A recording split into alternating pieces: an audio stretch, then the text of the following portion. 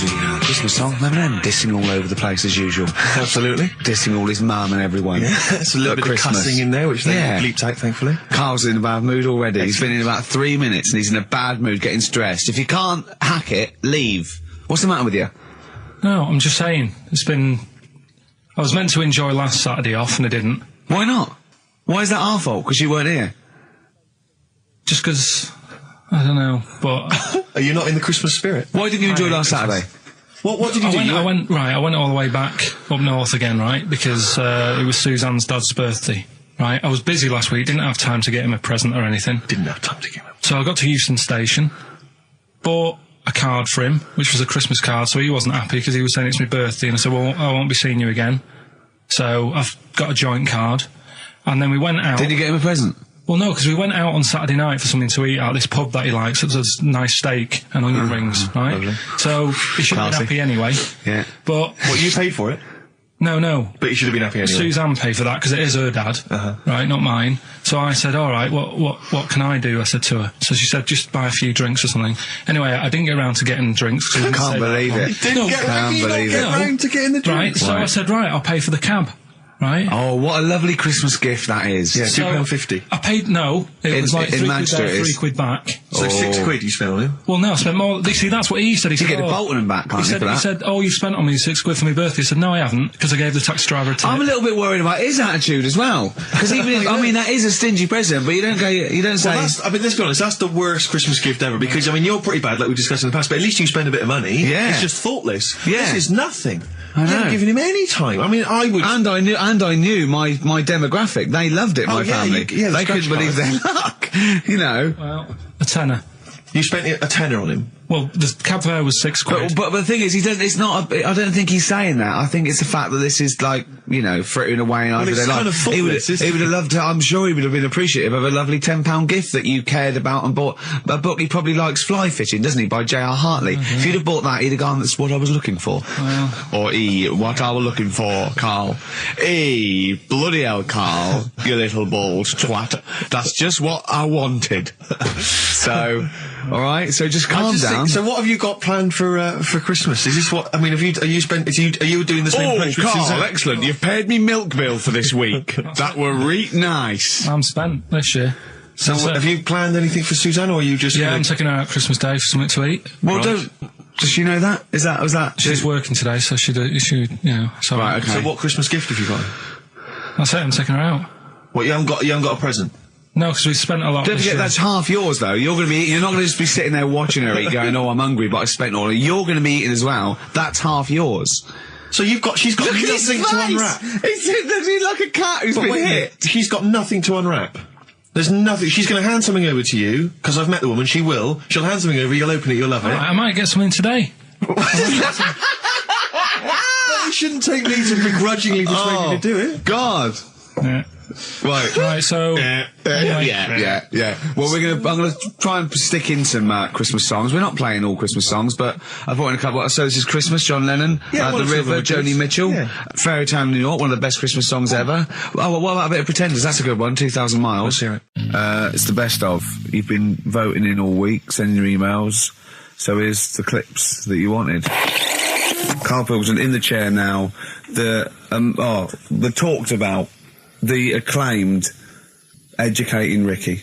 Right, well, just in case anyone's new, doesn't normally listen, basically, I'm educating Ricky. Do a bit of research in a week, find stuff, news, history, anything that's interesting. 3 stories, I give them a nice little headline. You take your pick. Between now and 3, you're going to learn 3 things. Yeah? Yeah. So, the headlines are... I'll be no buying one of them. Give us that again. I'll be no buying one of them. Nice, okay. Yeah. We've also got hippopotamus. Okay. And can you believe it? Can you believe it? Well, I'm going to go for hippopotamus. Hippopotamus? Yeah. Right, well, this one, it's... I'm not going to take the credit here. I heard Christian talking about this on Breakfast, right? Because it's a good story that happened. Basically, I don't know if I told you about it last week when we were having our spaghetti. But, I think you did. Right, I know what it is. I know what this is. Okay, I've not heard this. right, there's a little midget. Right, there's a circus. I'm loving it already. Circus going on somewhere. I think it was in America. And Is that present day or old times? I'm talking like in the last 3 weeks. Okay. Right, little midget. Circus, really packed out show. People are loving it. Right, Steve, you'll ask the same question I did. I know. So there's a little midget jumping up and down on a trampoline. What circus is this? Right. Pay good money to see it. So everyone's clapping, and he's getting carried away. Because he can't believe it's that. He can't believe they're loving it. I didn't know they'd like a little person on a trampoline, but they love me. But you know what it's like when if there's a crowd of people sort of encouraging you to sort of go higher and stuff. Yeah. And I'm sure he knew it was getting out of hand. But he was jumping and he was coming down the road going higher, and he's going really high in the air, right? So he's doing this. Crowd are clapping. There's a hippo, right, just sat next to the trampoline, getting ready to come on and do his act. Oh, right, I thought he was in the audience. There's a hippo getting ready to do his act, Steve. Yeah. So he's a ventriloquist. What do you mean he's sitting by the trampoline waiting to do his act? Because why does he sit in the dressing room and they go, 5 minutes, Mr. Muss, 5 minutes, Mr. Muss. So anyway, right, so the hippo's there. He's getting annoyed, is he? Because the midget's He's going, how can I follow this? How can I, this is really annoying. They're going to be, no. So he's thinking, he's already done the trampoline, my pogo stick out, he's never going to work. Yeah, go on. So there's a hippo waiting. See, it's a great story, and I just know he embellishes it or it gets slightly wrong. Go on. So there's a midget jumping up and down, the hippo's getting annoyed. The crowd are going mad, the midget's loving it, can't believe his luck. Although you think, he probably knows he's dicing with danger. Yeah. So, next thing you know, they're all saying higher, higher. He gives it one big, heavy sort of landing on the trampoline, goes really high, but goes off at a funny angle. Oh, hypotenuse. Okay. Yeah. And sort of flies off. Hypotenuse! Sure. Flies off at a funny angle. Ooh, dear. Hippo's there, swallows him whole. Crowd are clapping, thinking that's why the hippo was waiting there. Rubbish. Rubbish. It's not rubbish, though. But no, maybe there was an accident in a circus with a midget and a hippo, but at no point was this hippo waiting to go on, going, come on. The midget flew off at hypotenuse and landed in the hippo's mouth and was swallowed whole. This is what you embellish it. That is great. And I have to say, though, Rick, when I heard midget, trampoline, hippopotamus, I was thinking accident waiting to happen. Yeah. So... Yeah, maybe. I mean, it is that you should never put those three together. Never. It's a recipe for disaster. Everyone knows that. Midget, trampoline, hippopotamus. Are you mental? You're asking for trouble. Well, you know when he told me it, he said, and the midget, he didn't mention the hippopotamus, and he said the midget went on, and soon he fell off, and the hippo ate him. And I said, sorry. What was the hippo doing there? He went, it's a circus. I've never heard of a circus having a hippo. No, what do hippos do? What can they do? You can't train them, can you? Aren't they, very deadly? They're huge, aren't they? You can't have a hippo in a circus. You're not thinking of Zippo. He's neither clown. Yeah. It wasn't some sort of where Zippo was eating a midget, and it's some sort of horrible sexual act. No, it was definitely. I heard it on breakfast, right? Okay, sorry. No, it's definitely fact. Yeah, okay, right, okay, good. Well, let's play a record then. All right, here we are then. Oh, Scorpio Rising, Death in Vegas, on XFM 104.9, about 1:05 Saturday. Here we are again then. Ricky Gervais, Steve Merchant, Karl Pilkington. I can't believe our luck. All right, Karl? All right. Yeah, so what are we doing today then? Producer. Right. Well, sorry, I always laugh instinctively when I hear Carl's name and that word associated. Right, well, why is that? Because it is... I had to come up with some new features again for this new year. Okay. I'm excited. What have you come up with? We are the backbone of this show, Carl. Yeah. We'll tell you we've come up with some pretty... What's yours first? Right. Go on. Right, well, Rockbusters. That's old, that's not a new feature. Yeah, but we'll keep it. Right. So you're bit. just keeping an old feature. Okay. No, it's an old favourite. I'm sure there's a lot of people that are going, phew, I was worried that he'd lose Rockbusters. Rick, I've just come up with a new idea. Why don't we just play some records that we like? There's a new idea for 2003. Yeah. Oh, you know what we can't, Steve? Because the library's out of order. Oh yeah, the record label, we can't get in there. We're not allowed to get in there. We had to scrounge something from Capital Gold. So anyway, right. Go on. So we got Rockbusters. What are they doing with the library? Are they getting some records in that we want to play? Is that their new idea? I know. Let's get some records in. Yeah, they they're want to thinning play. out the Gina G. Yeah. 4 non-blondes. Goodbye. Give that to Foxy. Go on. Sorry, Carl. We'll do. We started Do We Need 'Em in 2002. Do we need them? Do we need them? Yeah. We'll continue that. Got a new one, haven't Explain that later. Yeah. Right? you? Yeah. And then the new stuff comes in. Ooh. Right. As always, I like to sort of get words and tweak them and stuff. Sure. Yeah. So I was thinking of either doing something with. There's a lot of weird rituals, isn't there? A lot of weird rituals. Yeah, there's weird stuff going on around the world. Okay. There is, yeah. And I was going to tweak that to rituals. Okay. Right. Again, starting with the title, the pun first, then working out what it is. Well, I found some weird stuff. Oh right, so it's specifically Just stuff what? that goes on, like Rituals. there was Most of the weird stuff I've heard about happened to you in Manchester in your early years. well, in India, apparently it's good to have a flat head. So the Again, just flirting, just bordering on the racist, but never really gets there. Always. Well, because there's no intent.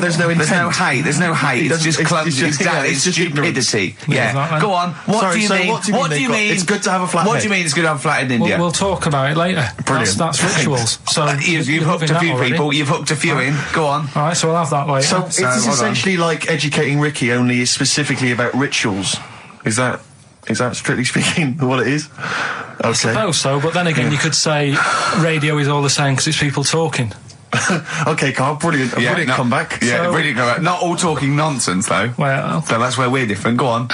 also, right, I like teaching you stuff. Yeah.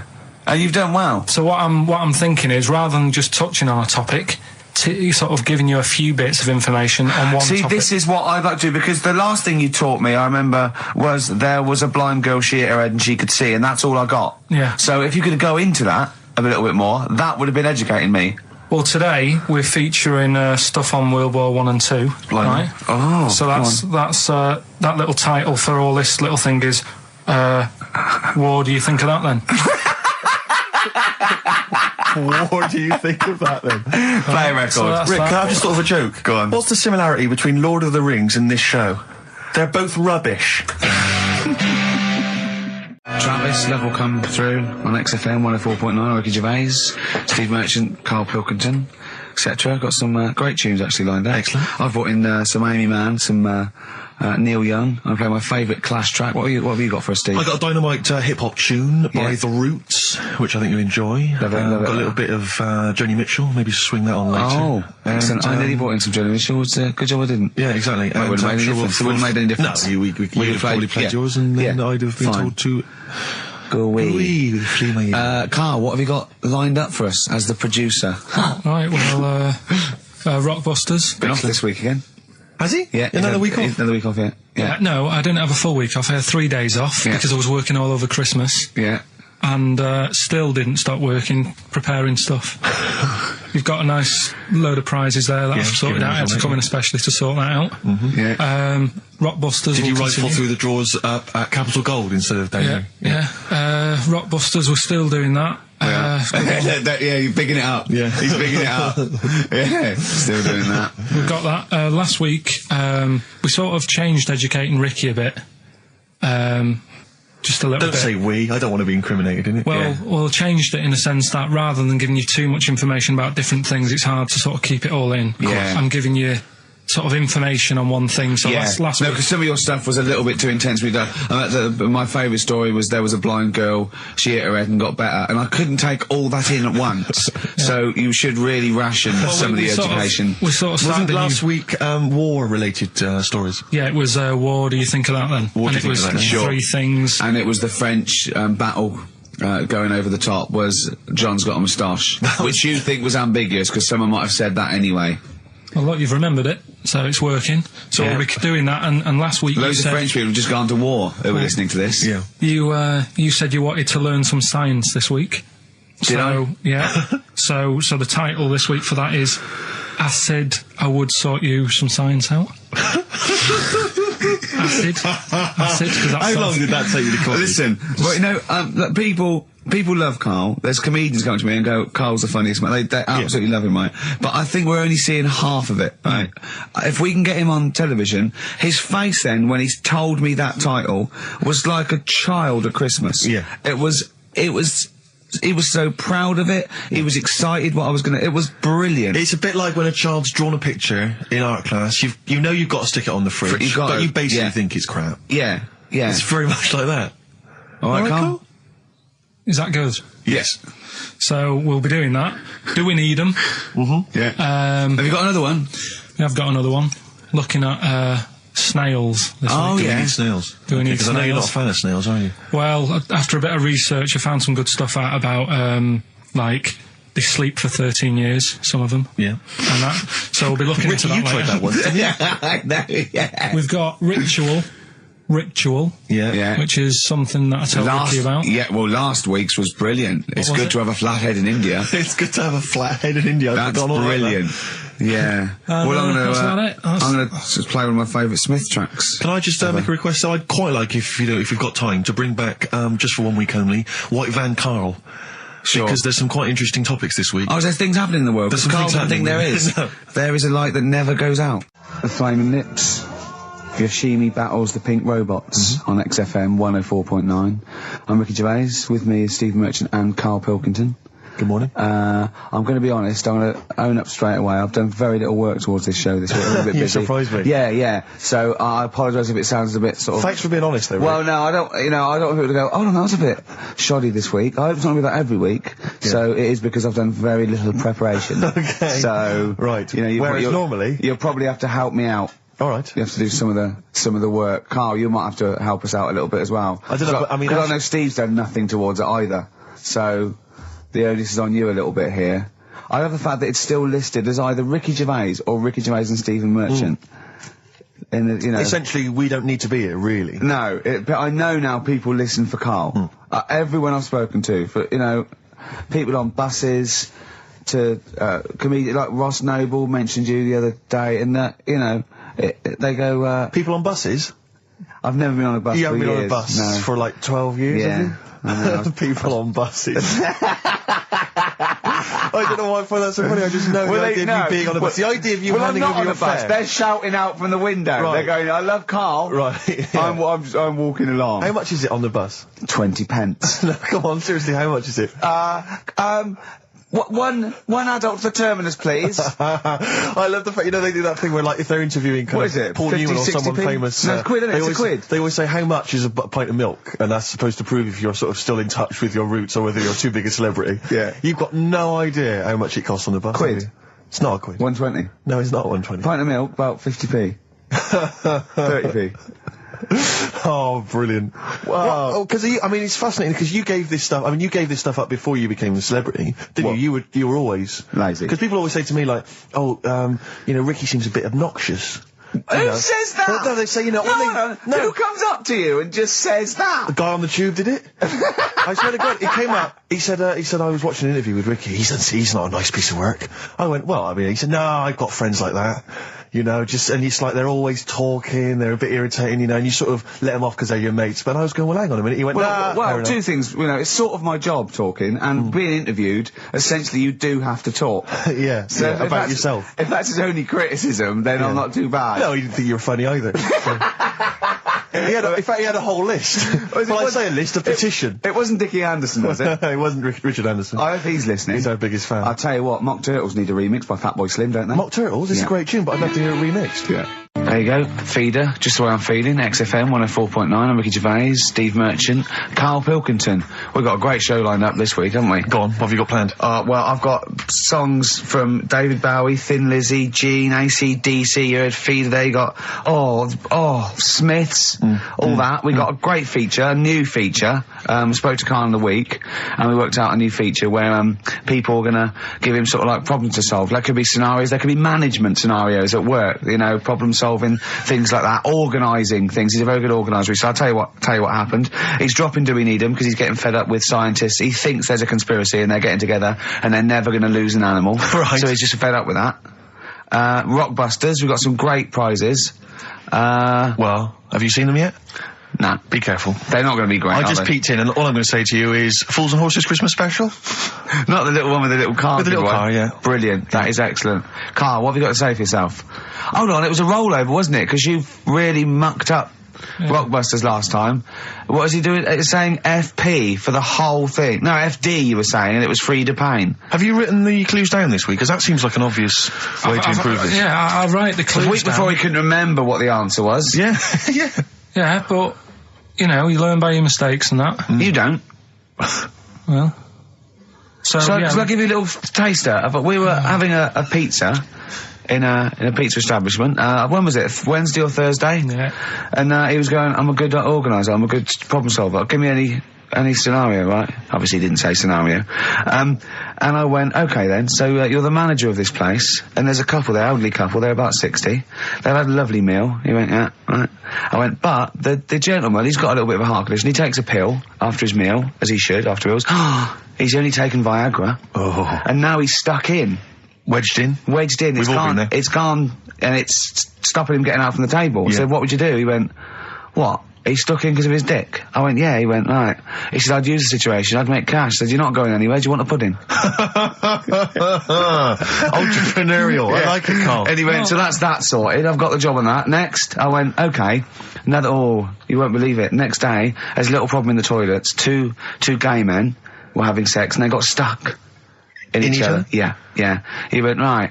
I'd say, is it the same fella as yesterday with the Viagra? If so, why was he let in again? He was on the door. Yeah. I went, it's not, it's too different. He goes, right. Does his wife know he's cheating on him? Yeah. He went, right, I'd go down, I'd go, and then he went, I'd say this isn't a restaurant problem, call an ambulance. Strictly speaking, not a restaurant problem, no. But am I right? Huh? Am I right? Well, I don't know. Would you give me the job if say, like, you were the boss of that restaurant and you... Do you know what I like about this? At no point did he say, Gervais, why are you being so mental? Yeah. Why would someone get stuck because they took Viagra by mistake and two people get stuck in each other? But you've heard the stories from his past. That is a perfectly legitimate situation to find yourself in. You grew up in his part of What would you Manchester. do if there was two fellas with big heads and webbed feet and they had a horse in a... Well, what I'd do is... What would you do? What did you do when you first saw them? What, saw the kids lads with the big heads and Yeah. We should very quickly remind people, if they didn't listen to that particular show, they had webbed hands. Yeah. Did they, or webbed feet? Well, they had webbed hands. Right. And big and heads. enormous heads. But it wasn't related. But they weren't related I know, to each they were other. completely No, separate but I'm people. saying that the webbed hands isn't due to the fact they've got a big head. No, sure. It's two different things. We're just unlucky. Yeah. No, hold on. If they weren't related and they both had webbed hands and big heads, I'm saying there was a condition that was related that had those two. I don't think there was. So what do you think the chances of that are? They're not related, and he goes, "Oh, you got a big head and webbed hands as well." Yeah, just a coincidence, isn't it? Yeah. I honestly don't think it was related. Right. Because I've since seen the same problem again on another kid with a big head. His hands look good. Right, so do you think the big head is just a separate issue? Yeah, it's a totally different illness. It's like having a headache and a cold at the same time. Right, so not always connected. But the weird thing is, right, looking around in the week at weird stuff on the internet, there's this woman who's got a big head.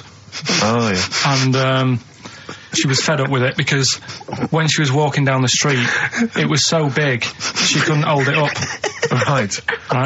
She couldn't hold it up. Oh God. Okay, shut up. So when she was walking, her eyes were hurting because she had to sort of look up all the time because her head was that heavy. Her chin was sort of balanced on her chest. Right. And she'd have to peek up, yeah. So she goes to the doctors, and this was after years and years, and said, I thought I could put up with it, but I can't. How big was her head? It's big, Rick. I don't know if it was like big because there wasn't a picture. I don't know if it was just big or a lot of bone. so it was heavy. Very heavy. Right, like the Elephant Man, just So outcrops. right. So the doctor said, we can sort that out. But we'll have to take your head off. Right. Okay, Listen keep to going. this. Okay, Listen, keep going. Because what you don't seem to understand is I have the same reaction to you when I see it. Yeah. What? Right? You're quizzical yourself. So I looked at it. They took her head off, chipped away a bit of the bone, made her head lighter, put it back on.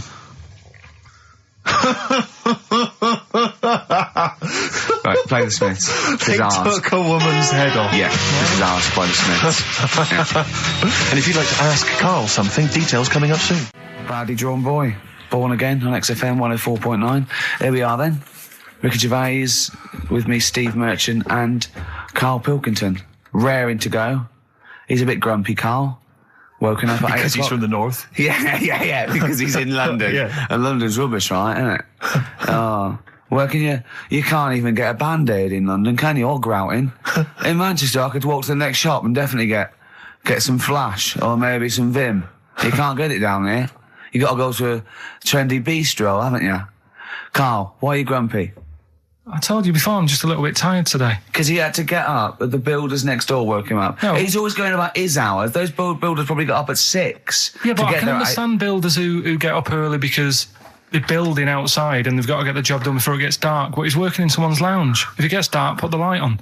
It's not a problem. So why is he starting work at like 7 o'clock in the morning? Well, because the builders get paid by the day, and if you get a builder there and go, I'll just do 11 till 3, he's not going to go, I'll tell you what, love, just give me 40 quid. I didn't do a whole day. It's a day's work, isn't it? So you want to get the most out of them, don't you? Plus, he probably wants to finish early so he can have a good night out. Yeah, it's a Saturday night, you know what I mean? He wants to... Yeah, he wants to get at least 15 pints in. And he was cheery, I bet he was whistling and, dancing around and tapping, so I don't know how you can be annoyed at that. Why don't you get earplugs? I don't like it, the idea of earplugs. Why? Because I live in a flat, so it's not as if I'm looking after my house, right? I know. Already, I've lost you. No. That wasn't even a whole sentence and I don't know what you're talking about. No, but what I mean is... What? If you live in a house, right, you know that you've turned the lights off downstairs. You know you haven't got a frying pan on, right? Right, So, okay, not really. Keep him going. But I live in a flat, and I don't know what the other people are like. There might be some daft people in there who God, don't, imagine that. right, who don't turn stuff off. Now, if I have earplugs and the fire alarm's going off, I'm not going to hear it. I'm going to have a good sleep, but who knows what could happen? So I don't like earplugs. It's not safe. Okay. If you live in a block of flats. But I think you'll find, because I've used them, I think you'll find that a fire alarm will cut through I the wear them earplugs. sometimes if it's noisy or I want to go to bed early or something, and I hear my alarm clock, and it goes beep, beep, beep, beep, beep, beep. It's All right, that then. loud. Okay, well- and a fire alarm is deafening. All right, so we've talked in the past about snails who sleep for 13 years. No, you have. That's never been confirmed. In fact, the expert hadn't heard of it. Well, they do. Okay. I read it on different sites. Okay. So how much does it take to wake them up? Got you. What do you mean? Well, they sleep for 13 years. Yeah, but it's probably. But I don't know what you mean by sleep. It's not the same sort of pattern that we have in a mollusk, is it? There's different. What is sleep? It's when you're sort of shut down, and But they can estivate. They can actually literally no, but shut they didn't down. say that. They said they sleep for 13 years. And I mean, have you ever had like more than 10 hours sleep? Yeah. Feel really groggy. Well, no, I feel good after 10 hours sleep. I feel rough. I just was thinking what a snail would be like. Be like, oh. Be even slower than normal. Be even slower than you. Play a record. Well, anyway. Email in if you know what on earth Carl's talking about. Ever. Chilly weather, why not put on a cardigan? That was the Cardigans. And for what it's worth, a lovely tune there. Oh, that's a joy. We should definitely talk like that more. XFM 104.9, Ricky Gervais, Steve Merchant, Karl Pilkington, alright? All right. Yeah? Well, we got a jam-packed show today. We got so many we got more features than Carl's got on his face. which is about the same as Morph. Yeah. Very few. It's just really a head, isn't it? A little. That's where I've seen him before. More. On Take Heart. Yeah. We've got Rockbusters. That's Have we? still No, going no strong. more feelings on that. No, Fair but enough. he's said he's going to buck his ideas up. We've got chimpanzee that. Carl finds an amusing monkey or ape related story.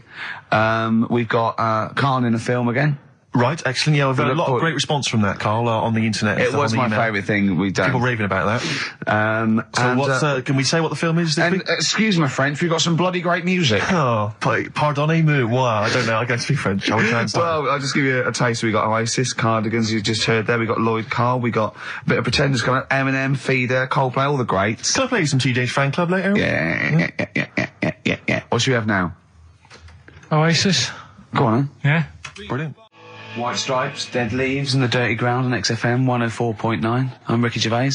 With me, Steve Merchant, Karl Pilkington. We have got a great show lined up for you. Absolutely. Today it's just, Valentine's weekend, some love songs, Ooh. we've got some chat, and of course the competitions. I'll tell you what, I was walking here today, and the West End is crammed. There's helicopters, there's police, there's about 1 million people sort of just milling around, standing around with placards and stuff. I don't know what they're doing, but they've got too much time around. They need a war. You don't read the newspapers, do you? Boring.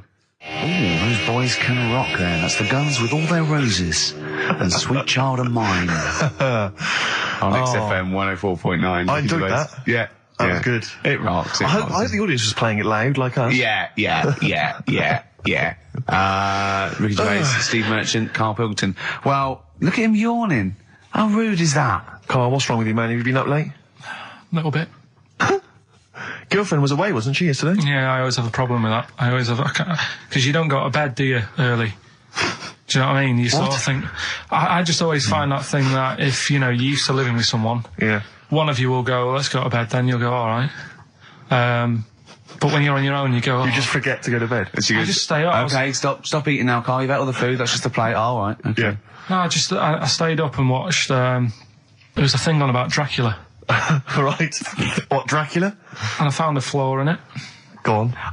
Not the fact that he's the living dead and No. and drinks blood to stay alive and he doesn't reflect. And he can in turn into a mirrors. bat. Well, And you can go on. the mirror thing, you can't look in mirrors, can he?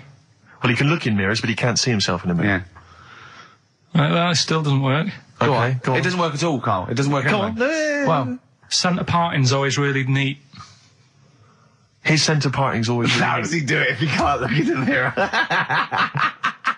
Blood on the floor or something it was called. Rubbish. I love the flaw in the Dracula film is that his centre parting's too neat. How did he do it without a mirror?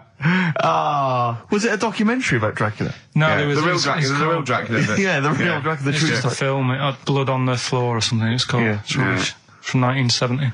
Yeah. Right, but you know- say that and watch that. You know there aren't Yeah, really sure. vampires in that sense. Yeah. Yeah, but it still annoys you that his centre parting was too neat. Well, if you're going to do it, do you know what I mean? I'd like to see him with a fringe sort of pushed forward and maybe a hood up, alright? Come to stop your blood and that, alright? Yeah, just bits of tissue paper all over his face where he's cut himself shaving. Oh, can't see. Bloody mirrors annoying me now, isn't it? I'd love to see that. A little mank Drac. That'd be great, wouldn't it? Well, that might be a film that we do in our movie. Mancula. Just getting onto that. Mancula. Count Mancula. Alright? You got any rave music? Got any Oasis like that? That'd be brilliant. He came from Manchester. Please welcome Mancula. Alright? That'd be great, wouldn't it? His hair's a mess. Well, I can't see it in the mirror, can I? Well, we've got a show lined up for you. Sad news for Rockbusters fans. It is going to be the last Rockbusters. Does that mean that we are doing another one and it's the last one? Or We are you've doing strapped another it all one, together? and it's the last one. Oh, man. Got a bit of a special one, Steve. Have you? Yeah. It's just sort of done Boy, it on, makes sense. No, it's, First time only. no, it's done on accents because I'm running out of like clues and that to use. Oh, is this as good as the Jamaican one? The trout spinners. The trout spinners. That doesn't work at all. A bit like that. Okay, so go on, what's the gist of this one? Well, it's just I've been the sound effects bit that didn't really work out. So there's 3 sort of cryptic clues. Yeah. And Sort of cryptic, yeah. it's done on accents, and I've sort of worked down the country. So I've got a northern one, I've got a Brummie one, and I've got a Cockney one. All right, Excellent. we'll look forward to we're that. doing We've that got quite a lot of competitions, haven't we? Because we've also got your film competition. He's appearing in The Shining this week, Steve. Excellent, okay. We've also got, chimpanzee that. More monkey news from around the world. Monkey news. Stay tuned for that. But there's one that I thought we could phase in as we phased out Rockbusters. It's an old favourite. Carl, it was before your time. XF Family Fortunes. XF Family Fortunes, it's brilliant. Get a It couple owes of people nothing online. to TV show Family Fortunes. No, it's XF Family Fortunes. You can't get him on that. So we'll be playing that a little bit later as well with two lucky people, and we'll be giving away some great prizes, I imagine, Excellent. Steve. Yeah. Go through those a little bit later. Yeah. As it was Valentine's weekend, what about a lovely song by Lloyd Carl, like lovers do? 104.9 XFM, Ricky Gervais, Steve Merchant, Karl Pilkington's pressing the buttons. We're playing some great moments from the last 3 weeks. And some great records, Steve, from the last 2 weeks. That's true enough. Yeah. We're not actually here today. What are you up to today, Rick? It's 8 hours earlier, so this is about 2 o'clock probably. Mm-hmm. So it's about 6 o'clock in the morning. I'm still in bed, mate. I'm asleep in my hotel room. Now, where are you? We're in LA. Los Angeles. Yeah. City of Angels. Rick. Yeah. City of Angels. Yeah, and so that's what we're doing. We're doing stuff like that. That's why we're not here. We're not here next week either. So next week is the best of this week. What?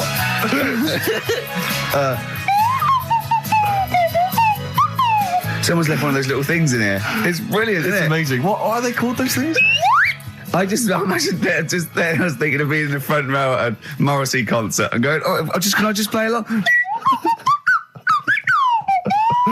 They are brilliant. I don't know what kind of sound that is. I don't know. It's only used for when Kenneth Williams Yeah, exactly. sees someone undressing. Yeah. That's the only time that is used, that noise. Exactly. That is But brilliant. it's like it was specially created for the Carry On films. Yeah, we need, I don't know what it is, but we need something when I walk in and see someone changing. Well, what about this? There is a light that never goes out by the Smiths. I phoned Carl up in the week, yeah, and I said, what are you doing? He went, well, even though it's one of my days off, I'm just doing some research on the web. Found anything that said, yeah, I'm doing science. And then he said, you can get wigs for dogs in Tokyo. That's his scientific fact. And I went, what do you mean? Dogs, if they need a wig? I said, if they need a wig, what? Dogs going bald?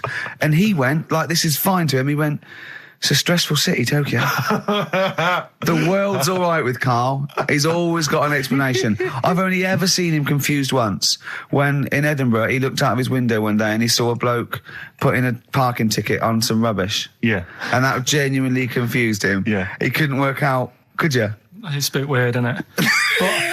And the woman breastfeeding her 8-year-old child. You didn't like, did you? I don't like that. But the what's the name? Animals with wigs. I kind of thought, after I put the phone down to you, I kind of thought about it, thought, yeah, it's a bit daft, that. Are you sure he's not the ageing pop group? No. The Animals? But when you think, have you ever seen like a bald pet? No. It's weird. What do you mean? Because my mum, we had a cat, we used to get through loads of cats because we lived on a... Oh, God, it started early today, isn't it? What do you mean? It's only 10 past Just one. because What we are lived you doing? No, Running we a lived, restaurant? we lived on... Oh, God, what do you mean? No, we lived on like a main road. Oh, yeah. Right? So Yeah. we used to get through a lot of them. My dad It was kept their saying, risk. stop wasting money, it's not Stop good. wasting money, not wasting cats. Right, so anyway, we had this cat that was ill all the time. And It's just bag of nerves, probably. Yeah, malingerer. Yeah, I'm terrified. I'm going to which house? Rome. Oh, God, bloody hell. Rome. Don't let me go to the Pilkingtons. and it, for some reason, it kept being sick all the time. Right? Yeah, that is nerves. That's definitely nerves. So my mum thought, I've had enough of this, and she shaved it. Whoa. Whoa. Now, I know you're not vets in your family, but what correlation did your mum think there was between you being sick and shaving it? Because it kept being sick, and it was a pain to wash, because it kept getting So caught she up. wanted a dry wipe cat. So Why didn't you just varnish it? What? it's weird. It's weird. so Though. So now he's cold and sick. No, but not all of it. She left sort of the back half, but sort of from its waist, sort of. I love that. Shave it because it's sick on itself. And That is it was the genius. weirdest looking thing. I mean, normally I like cats. I'm always like giving yours a stroke on the head and that. Yeah. But as soon as she did that, it was like, oh. Yeah. Can't touch it. And then... So now it's sick, cold and hated. Yeah. Carl. It must have, I mean, the other cats must have been taking the mick out of it constantly. It's just making things worse. Did it get, I'm hoping that it got run over and was put out of its misery. No, I think it got all right, that one. Or is that the... Yeah, it did get run over. It did. Oh, God. Oh, dear. How many cats do you say you've got through? I'd say whilst I was living at home, I mean, it's still on the increase even though I'm not there. So whilst I was there, probably 5. God. Wow. Oh. Yeah. And were you upset each time, or you just got used to it? It's one of them things, isn't it? Like I've said before, when you first see something, it's a bit of a shock. Do you know what I mean? It's like the Elephant Man or whatever. Yeah. First time you see him, it's that sort of, oh, look at that. Do you remember the first time you saw Steve? No, I'm not being funny. Do you remember the first... Yeah, but I've said this before. It's always, then you get used to how people look and you don't... No. I'm going to burst. You have to play a record. No, but... Because I see Steve's face. No, but I've got used to it. Shut up. Well, here we are again, XFM, on a Saturday. Just gone 1 o'clock, Steve, if I'm very much mistaken. But we're not here as such. We're away again, gallivanting around. We've got to do the special sort of best of again. Okay. Which we did a few weeks ago. So this is the best of the last 3 weeks. Which I think is, I think it's the best 3 weeks we've ever had. But I'd like it condensed into 2 hours. Yeah. Yeah. Some great music as well in there. Yeah, there'll be some great music, interspersed with fine chat that you've already heard. Yeah. Except this bit. This bit's new. We've actually, out of the kindness of our heart, we've come in last week. Yeah. Yeah. And we've done a few clips just because we felt a bit guilty about shooting off. And I mean, even now, having heard this link, I'm beginning to wonder if it was worth our time. Oh, dear. You know, I've said in the past to you, Rick, that my grandparents, so I love them dearly, but it's like for the last 30 years, they've been waiting to die. I know, It's like they just sort of, it's like, you know, the novelty wore off of life. Life in the 50s. Yeah, they got kind of bored of it. Life, in the 40s, it was brilliant. All sat around the old Joanna's, the bombs fell, singing. They loved that. The 50s, you know, that was great as well, because that was the post-war years. It was, you know, it was a bit tight in the pocket, but it was all right. Everyone pulled together. And then the 60s came along, all the crazy music, the funny hair. Let's stay in bed. Exactly. They basically stayed in bed. And it was one Christmas when my grandmother said to my dad, what do you like for Christmas? What do you fancy for Christmas? And this must have been, I don't know, 20 years ago. She said, what do you fancy for Christmas, Ron? And he went, well, you know, I could do with a nice big kind of warm winter overcoat. She said, don't worry about that. Don't worry about that, because your father will be dead soon. It's what you can have his. Meaning my granddad. Well, I'll be honest with you, my father's still waiting. Which is good news. Good news for my grandfather. Less good news for my dad. Freezing. He's freezing. He's freezing. He finds out, how is he today? He's fine. Okay. Oh, I'm freezing. It's such a weird mindset, that. I think that, to me, is what sums up people from that older generation, the 40s and 50s. And it seems to me that you've got that kind of mindset. It's like you were born in the 30s. And whenever you talk of your childhood, it's like you had like a baked potato to take to school. And a hoop and a stick is a Christmas gift. The other thing is, I think that that sort of generation, it seems that the man is dependent on the woman. There's a total dependence. Oh, absolutely, If she dies, he's done. Yes. He's done for. Yeah. Just pine away. If he dies, she's got 30 years of pottering. Absolutely, yeah. Do you know what I mean? And going to, like, you know, the youth club and the church. I know what you mean, yeah. It's sort of like that. It's sad. Of course, it's sad for them, but it's not the end of their life. No, sure. And it sort of is the other way around. I don't know why that is. Yeah. It's terrible. That's a little melancholy thought for I know, Christmas I've really time. you brought it down, you've brought it down, I've brought it down. This isn't a nice show at all, this is terrible. Well, we're going to have really people just killing themselves. What? Well, I didn't really want to make it a Christmassy type show, because I don't really like it. Oh, he's done it again. What, you did Christmas once, didn't like it? No, my dad always said... All right, steady on. Dad said Christmas morning was for, like, you know, for me, so he used to stay in bed. So he never... That's brilliant. That's a great thing to say, isn't it? Yeah. Christmas morning's for you. Run wild. Do what you want. Just don't bother me. I'm going to Honolulu for 2 weeks. That's great. Dad, it's Christmas. Do I have to do anything? No. So my mum used to get up, because she used to like to see my face light up, you know, when I open my presents. And then... to give fireworks. And then... then I'd have to go to my bedroom from about 6 o'clock onwards, because, like, my mum and dad were into having big Christmas parties, and I wasn't, like, old enough to go. Right. So they'd say, right, you know, you've had your fun there, you go up to your bedroom, stay in there. Really? Yeah, I remember one year, right, I got a train set, that's what I wanted. Yeah. Right? It's brilliant. Playing with it all day. I thought, I don't mind about the party, I'm happy staying up here, playing with this. Brother comes in, he's had a few, right, he's going, yeah, give us a go on your train. How old is set. he? He's a bit older than me, so he might have been like, let's see. Well, let him be must have 18. Yeah, probably about 18, 19, And how old something were like you? that.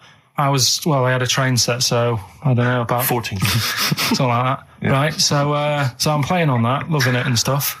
And then he comes in and goes, oh, give us a go. He turns the transformer up to like 14. He went really fast for about 5 seconds, broke it, and then he went back downstairs. Wow. So Christmas, I hadn't even got to Sounds Christmas like Day. the Conservative government with British Rail. Satire, that is. Satire, Rick, I just thought that there's satire. It's If there's any saying- satirical if there's- shows listening or it doesn't work. It magazines, doesn't work in any way because there's the analogy falls down. No. Apart from there being a train. think it through though. British Rail was trains, Yeah. and the government broke the trains in many. Well, they didn't break them, like not officially breaking them, but they kind Oh, of. it does work. It's perfect. Oh, I'm pretty pleased with that. And I can't. And no one's asked him to be on. Have I got this for you? It's weird, isn't it? 'Cause it's strange that when Yeah. you've got a satirical mind that's as quick as that. Yeah. All And right. he's broke your little train set. So what did you do? I just like watched telly and had some sausages. I bet you were happy with that, though, weren't you? Oh, it's a bit annoying though, isn't it, when your main present of the year's been broke. And did then, it ever get it fixed? No, that was it. Put away. I'm intrigued why your parents wouldn't let you come and join in the festive fun. Was it like really debauched down there? Was it like eggnog everywhere? And Well, no, but I mean, that's fair enough. 6 is a little bit early, but I just think, you know, if you're a kid, you know, he had his fun, put him to bed at 8, maybe. And do he you think won't. so on Christmas Day? I thought that was a day for family. Well, not if there's a party going on. And Well, then don't have the party on the Christmas Day. is Well, my point. that's another option. Yeah. Your parents are weird, aren't they? A strange breed. Well, I think that was the year, right? You're talking about buying presents and stuff. I think I did treat my mum to. I didn't buy my dad anything. I think that was like when I got a bit older, he used to get me dad something because he wasn't that bothered anyway. No. So got me mum. There was a cheap shop, right? Of course. Thank God for that. Called Snips. Right? So I went in there and I thought, let's see what I can get her. And remember Victoria Plum? I don't think so. Well, it's like a fairy character. Right. Right. I mean, mum's into gnomes and stuff. Right. So I thought, right. She must be pleased with you then. Victoria Plum. I was thinking, is that one of the neighbours? Is it like a brandy Do you liqueur? remember Victoria Plum? Victoria Plum. Victoria Plum, yeah, it's like a little fictional sort of character, right? Okay. So I saw it, I thought, yeah, she'll love that, right? So I did my paper round, saved up for 2 weeks, right? Oh. Got that sorted, went to Snips, bought the Victoria Plum. Next day, I'm in town with her, right? So I think, I know what I'll do. I said, come in here a minute, right? So we go in and we're looking around, and I tested her, right? I went, look at that there, that's all right, isn't it? And she goes, oh, it's bloody awful. Oh, Carl. Oh, Carl. Oh, God. So then Christmas Day comes. I said, don't bother opening it. She said, no, why? I said, Oh, "Don't." no. Why did you still give it to her? So, well, it was too late. I'd already bought it. Oh, Carl. So she opened it and I was like, and she said, oh, that's nice. I said, why are you saying that? I said, the other day, she said, it's bloody awful. She said, oh, no, I thought you were pointing at something else. Oh, no. So that's why I don't get anyone anything anymore. Oh, God. Play record. Oh, God. Oh. Beautiful day. You too. To kick off the show, Steve. Absolutely. The Ricky Gervais Show with Steve Merchant. Hello there. And Claire Sturgis. Hello, Indeed. boys. Carl's ill. Well, he's not here. I mean, I never believe people when they're ill. I think they're always malingering. I never take any days off work. I just think you can drag yourself in unless it's life-threatening or... To be fair, Rick, can I just stop you there? It's not so much that you take days off as you'll just suddenly decide around lunchtime that you've overeaten and Yeah. you need to go and lie down. But I'm my own with boss. a cold compress. Yeah, and but a I'm my Swedish own... masseuse. I'm my own boss. Yeah. So it's In not a so much you darkened take days room. off. It's not so much you take days off as you never actually do a full day's work. Yeah, You actually exactly. prevent that straight away. I never take that hour and a half off a day. Exactly. XFM 104.9. So what's the story, Claire? Do you know anything about Carl? Do you know what his illness is? I think he's got this this sort of cold virus that's going around. He phoned me yesterday. He did sound poorly in his defence. A little Poorly. bit croaky. Well, I'll tell you what. He I'm coughed a bit. I'm not being funny. He better be in hospital. To miss this show. To miss definitely. this show. Flagship show of the week on XFM. Do you know, you are right, because, and you've been away, haven't you? You know, Been away he's 2 missed you. weeks. We had the best off again. But let's put out the best of. Yeah. Let's put out the best of the last 2 weeks, Yeah. shall we? Yeah. I mean, we're going to try and get him on the phone. We're going to phone him, and I want him to really explain himself because, you know, I think he's malingering, to be honest.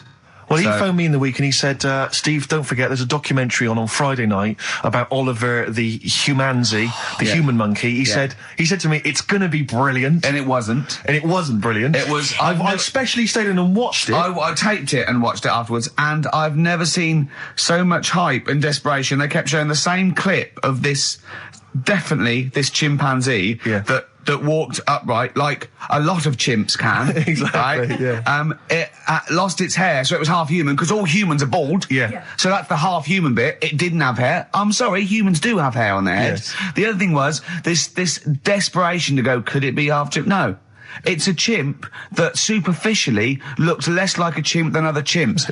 So Lee Evans looks a bit like a chimp. Is he half chimp, half human? Yeah. No, he's a human who looks a bit like a chimp. That's libelous. Yeah. That's a bit insulting, Evans isn't could it? have you Should we there. just play some music Yeah, now? I'm really sorry about that. I'll get back to you on that. TikTok, that's Coldplay and Clocks on XFM 104.9. with Actually, Gervais, can I tell you a Coldplay coming in a couple of weeks' time to co-host Zoe Ball's show? Right, 1, don't ever interrupt me. 2, don't tell them about other people's shows. No. Okay, moving on, thank Please you. do not mention that there are any other television celebrities on this channel, on this station. We don't want to convince people it's only Ricky. But the interruption was the main thing. Sorry. Well, we can't get hold of Carl, right? We looked, it's got his old number out there. His home number? Yeah, it's a hold on. So, we went to the new records. He hasn't even given him this new home number. So something's funny going on. He doesn't want to be contacted. He hasn't given me his home number. I've tracked down a friend who's looking at it for us. That phone might ring any moment. I apologise for that.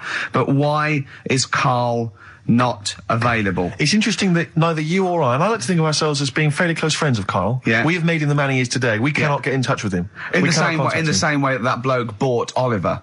Sure. I think that Carl is now ours. Yeah, Yeah. exactly. Well, exactly. I think very much that's true. Yeah, Yeah. Carl is very much like a humanzee. If in we many look, ways. we're going to lose contact with him and find him 5 years in a circus in Manchester. Exactly, they're doing experiments on him. Yeah. They go, We can't figure him out. Yeah. Well, there's something wrong with He his looks like a chromosomes. human, He, but- he acts like because usually humans stand upright. Yeah. And Carl likes to walk on all fours whenever he can. Yeah, It's he's not interested in other human women. He's only interested in apes. Yeah. It Doesn't make sense. Oh my God. And he's bald. He is bold. Oh, look, there's as much evidence And- for Carl being a humanzee as Oliver. I Yeah. think there's more. And, Well, Carl barely walks upright. I know. Scared of fire. Yeah, I know. It is interesting, isn't it? Oliver was built, wasn't he? Yeah. I ball. don't know. It was a- yeah, Why it were you was- looking, Rick? I'm interested that I couldn't, what, your eyes were kind of uncontrollably drawn Steve, they were towards just his... there. No, I didn't say anything. I was just looking at his face. No, Sorry, Rick, but if there's something you want to get off your chest. yeah, and that was the human part of it then, was it? Being built like that? Because Yeah. that's humans, but... Yeah. Although Carl's is very tiny and hidden behind. And I've noticed something else as well. He's got a big red arse, That's true. hasn't he? Yeah. Yeah, it's all beginning to slot into place. And I've seen him climb up a cabinet and eat a banana as well. Just Yeah. over lunchtime. And peel it with his toes. It's all coming together. Yeah. Right, we're going to track him down because he's malingering. He's definitely malingering. Yeah. I'll tell you what, he's at home now in the garden swinging on his tyre. He's not ill.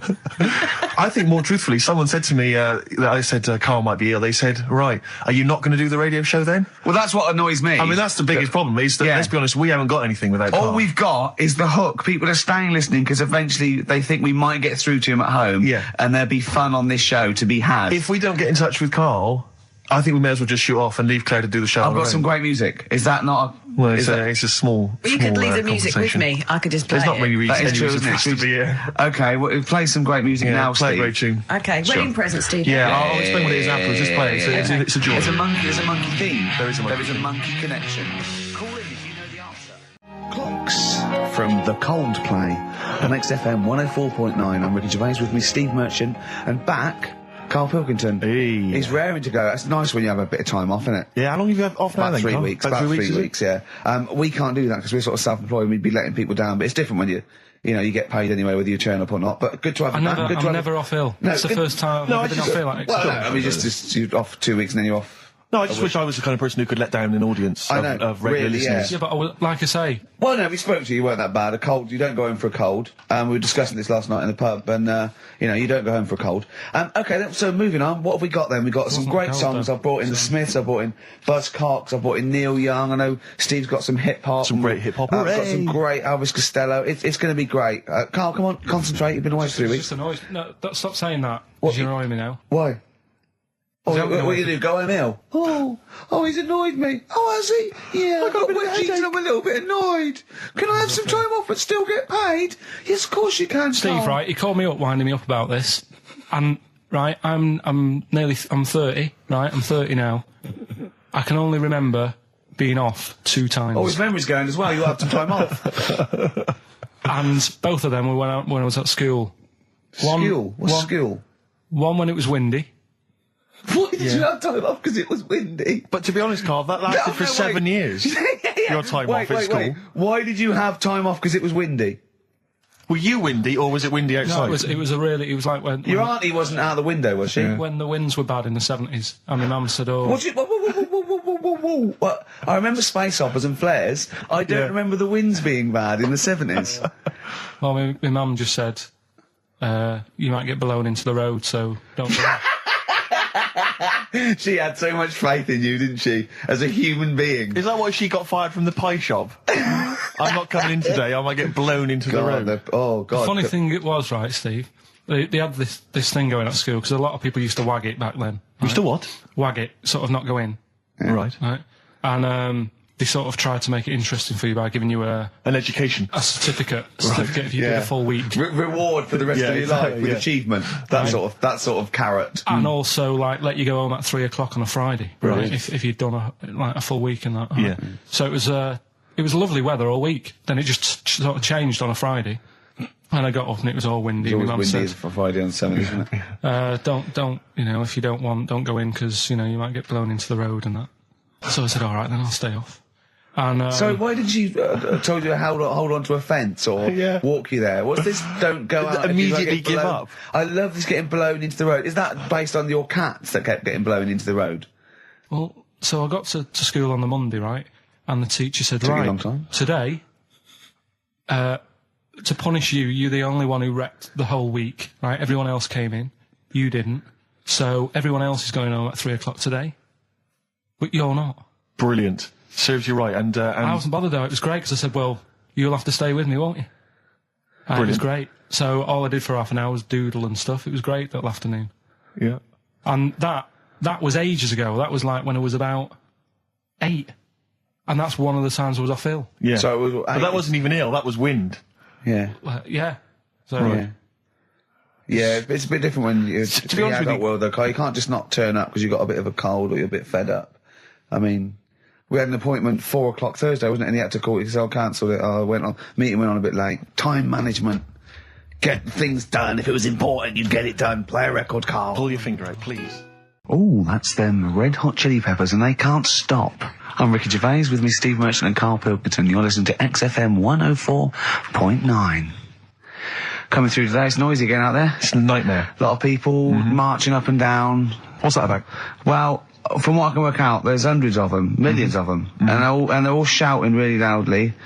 What do we want? Peace. When do we want it? Now. What do we want? Peace. I want to go, shush. Yeah, We all want a bit of peace on a Saturday. Yes. Keep it down. Please, I can barely hear myself think. I know. And he's not listening. Tony's not listening. He can't hear you from there. You may as well give up. He's not listening. There was 1 million of you last time. It didn't do anything. Hey, but Steve, there's no attitude. You know what? I couldn't find Boy George's War is Stupid, so here's a bit of Dylan. Bob Dylan. The times, they are a-changing. The thing is, Rick, it makes me wonder if the times, are they changing? I mean, it seems to me that life's pretty much the same as it was way back in the 60s when Bob Dylan wrote that song. Got any idea what you're talking about? No idea whatsoever, You Rick. don't really know about politics, do you? Know anything about it. Don't even read the papers. Got no interest, really. Yeah. Not particularly. Informed my life's cushy. Got won some awards and stuff. Doesn't bother me. So, On a good luck serious to note, everyone. though, it is a bit worrying. I want somebody to put my... Do I have to get gas masks or something? No, because there are guys out there in Leicester Square today wearing novelty hats. If they don't sort this war out, then no one can. Okay, well, I'm not talking about it anymore. you would worry about it. I would worry about it. Well, you, maybe Steve. Why? Sort of people who are successful are worrying about it more than other people. Just Go because, on. well, they've got more to lose, haven't they? Right. No, do you know what I mean? You see, like, Bruce Willis on the telly saying, oh, it's not good, is it? And it's because he's got a big house and loads of cars. If you live, you know, on a council estate, it's like, well, if it gets bombed, probably doing us all a favour, we'll get nice new blocks of flats to live in and that. It happened with Manchester, with the bomb that happened, and they bombed the Arndale Centre. Did us a favour. Got a nice new Marks and Spencers and that. So hold on, this puts a whole new twist to the argument when people say bombing the world's poorest countries is wrong. Because I remember when the Afghan problem was on, people were saying bombing the world's poorest country is wrong, but it's like home improvement, according to you, then. Yeah. Because they've got a brand new B&Q, have they, over there? They're popping down there every Sunday. Anyway, let's not go on about it, because... Well, think what you're saying. Yeah, I know. My family was killed, but look, a carpet warehouse. Yeah. Do you know, I think, you know, people don't want to hear about this today from us. They want to hear, you know, the new features, the songs of phrase. What song's a phrase? It's the feature we started last week, where we take clips of songs, we make up a phrase from the show. I mean, a famous phrase, last week's world famous phrase was, there's this airy Chinese kid, you'll remember. Yes. Well, it was called Crosswords last week, but Phil emailed in a good suggestion and said call it Songs of Phrase. Brilliant. Songs of phrase. Songs of phrase, but perfect. So are we still going with Cheapest Chimps? We're persevering with that, aren't we? Got some Cheapest Chimps lined up. We'll be doing that before 3 o'clock. Yeah. Great. Again, who else can say that? So good. So for the next 2 hours, everyone should just bury their head in the sand, ignore the world's problems, and enjoy features such as Cheapest Chimps and songs of phrase. And a bit of Shearing Braves. Oh, class. The SIBO, the bitter end on XFM 104.9. I'm Ricky Gervais. With me is both Stephen Merchant and Karl, the K-Man, Pilkington. Oh. So you've already got that. That's safe. It's only 4 minutes past. You've had placebo and you've got us three. So You're definitely going home with that. yeah, whatever that's happens. safe. That's on its way to the hospice. Exactly. You've banked that. Yeah.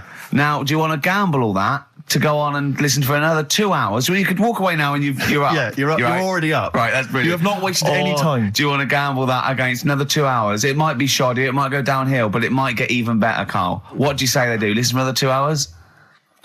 Yeah.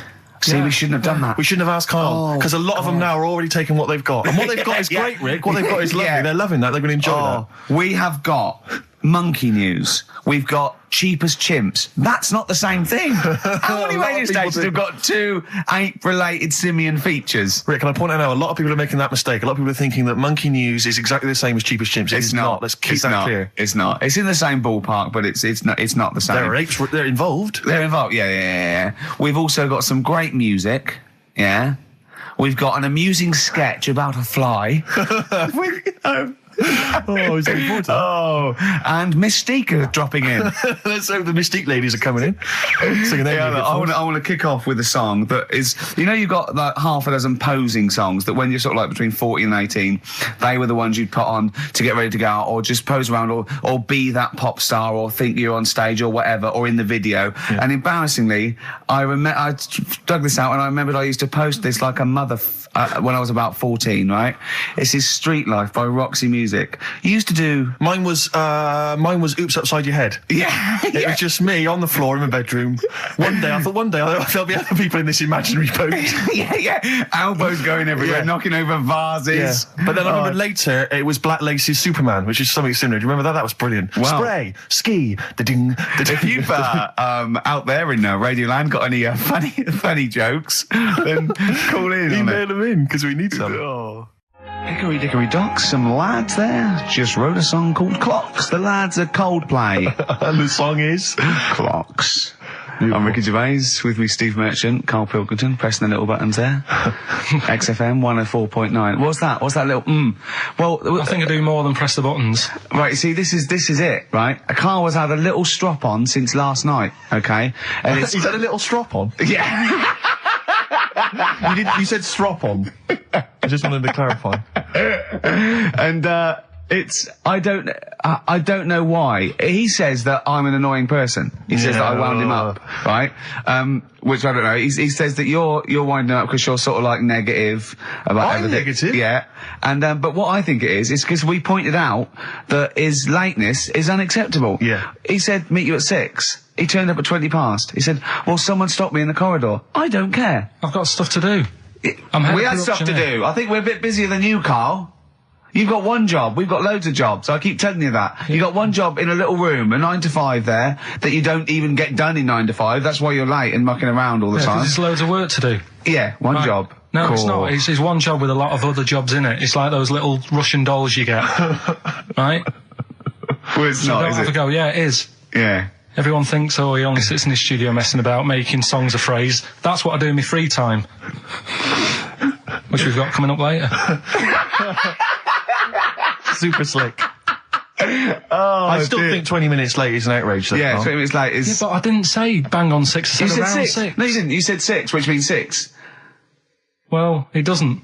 Wait, sorry, it doesn't? If it was a newsreader, I'd say, yeah, you've got to be on time. Do you know what I mean? If it was a 6 o'clock news, I wouldn't want to be late. But it's the fact that I said to you, I'm busy, I've got stuff to do. No, you didn't say that. You said 6 o'clock to sort out tomorrow's show. I didn't. I know what I said. So yeah, well, you don't, because I remember you sent me a text. You didn't even, it wasn't even a phone call. You didn't even have the politeness to call. Stephen has stitched him up by being a little bit more precise than him. It was a text and it said, see you around 6 tomorrow, question mark?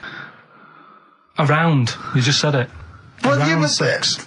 That doesn't count. That doesn't mean anything. Well, yeah, no, it does. What? So all right, you told me you said 6. Well, he did. I'm paraphrasing. 6 o'clock, Rick. To me, even if it was around 6 o'clock, that would be 5 to 6 or 5 past 6. It would not be 20 minutes after the event, because that is late. Well, you've got nothing. You see, you haven't even got an excuse.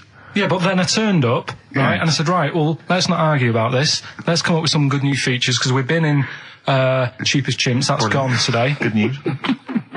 He never liked Cheap as Chimps, Carl, did he? Right, he never liked it. Do you know what? Do you know who's took it further? Donald McIntyre.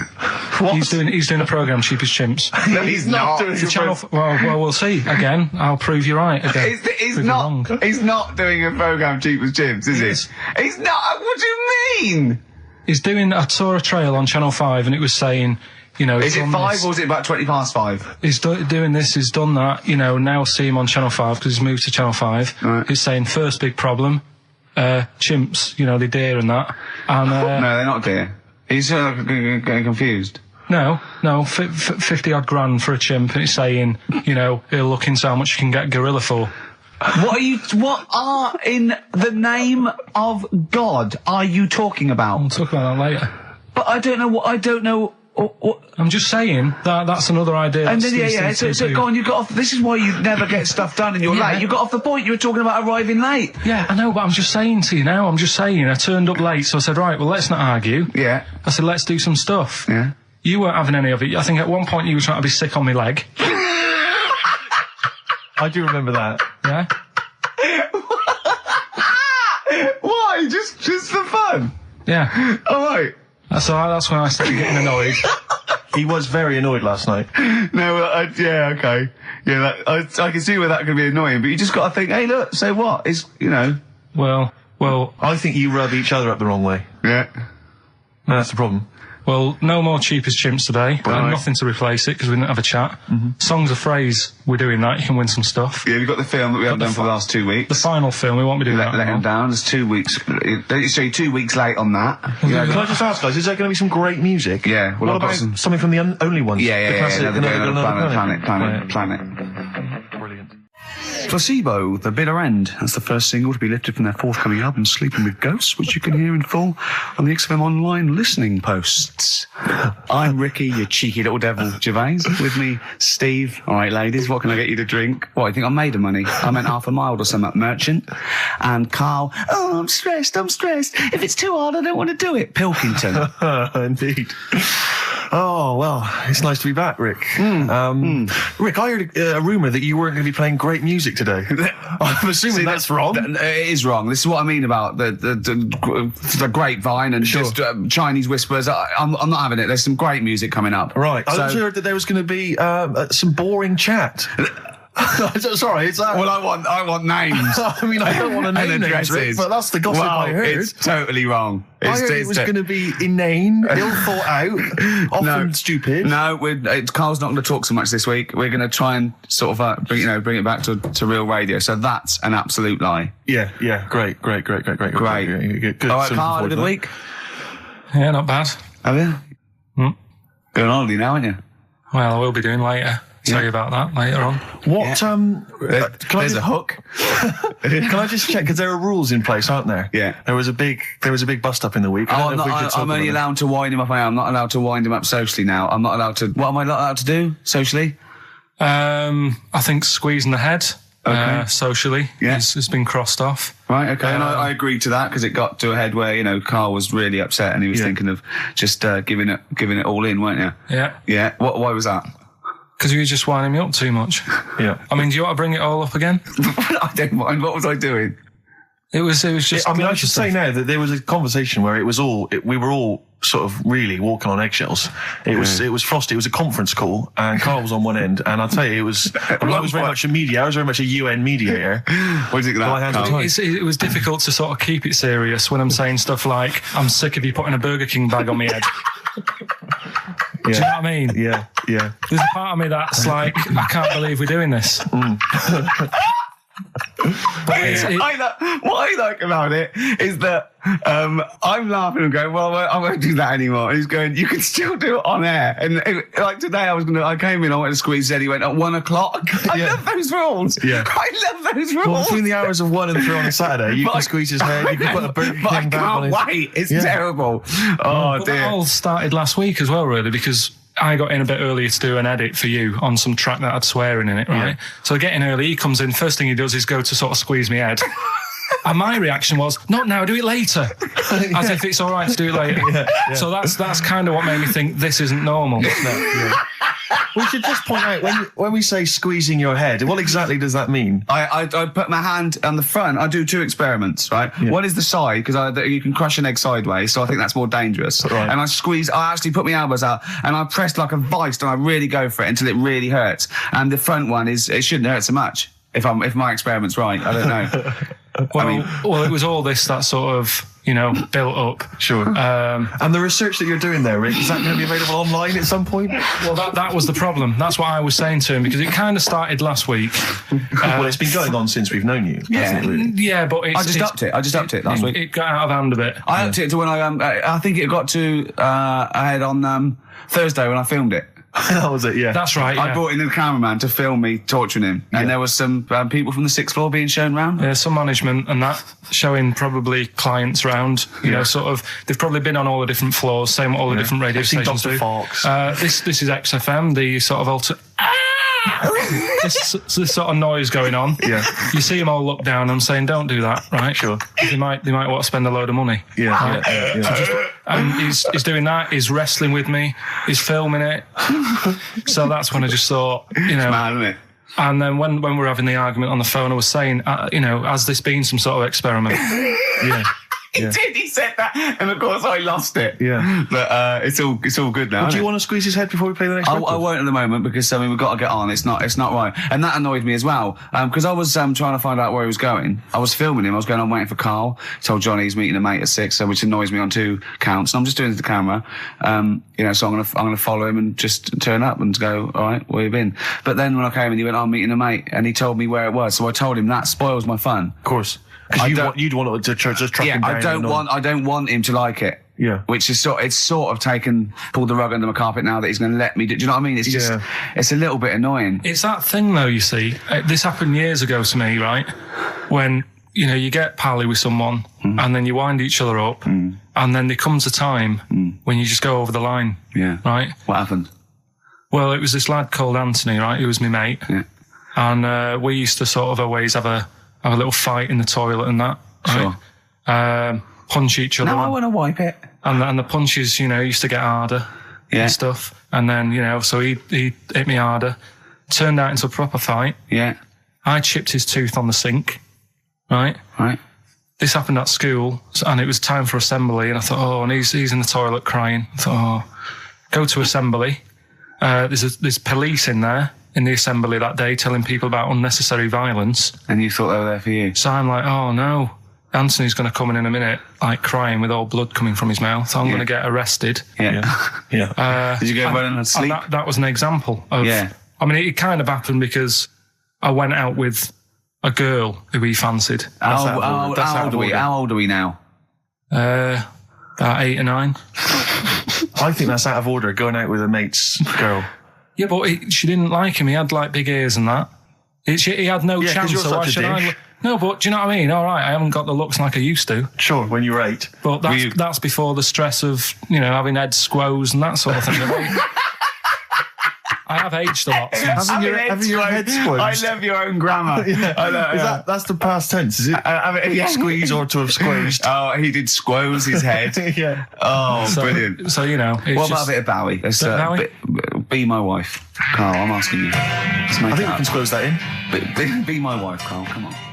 That was the record before us, and here we are, pre-recorded, because we did this a few weeks ago, because we're not here at the moment, are we? We're away in that. I'm Ricky Gervais, with me Stephen Merchant. Hello there. And Karl Pilkington. He's not actually with us. He'll be in some of the best of clips that will be coming up shortly. Yeah, this is just us, isn't it? This is just us.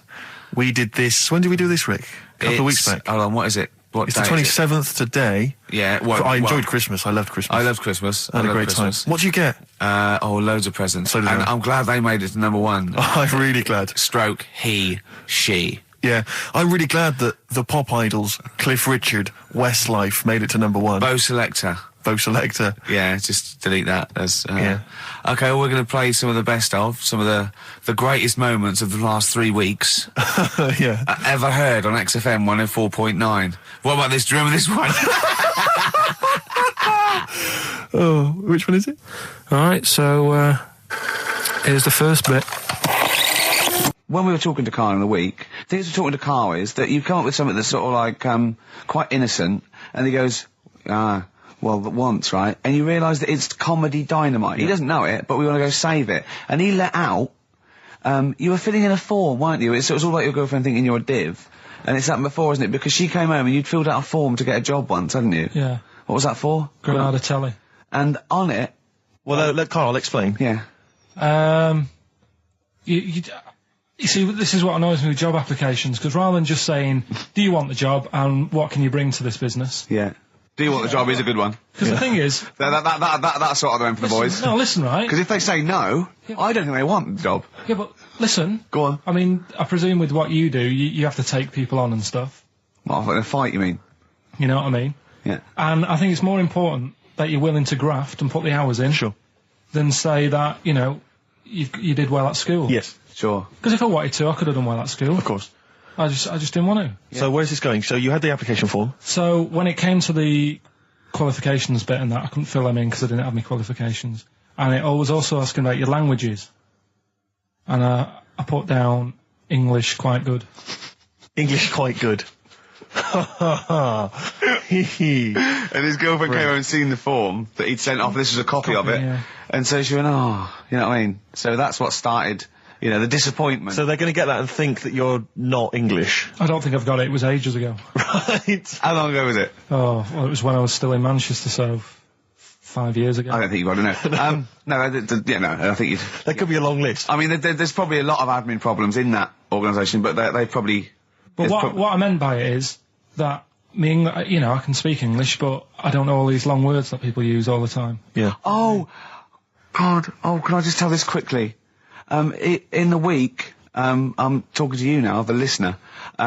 Usually I don't. Yeah. Carl said, about embarrassing him on air and that, and he's worried about his education, and he was worried about not knowing long words. Like, we come up with any long words.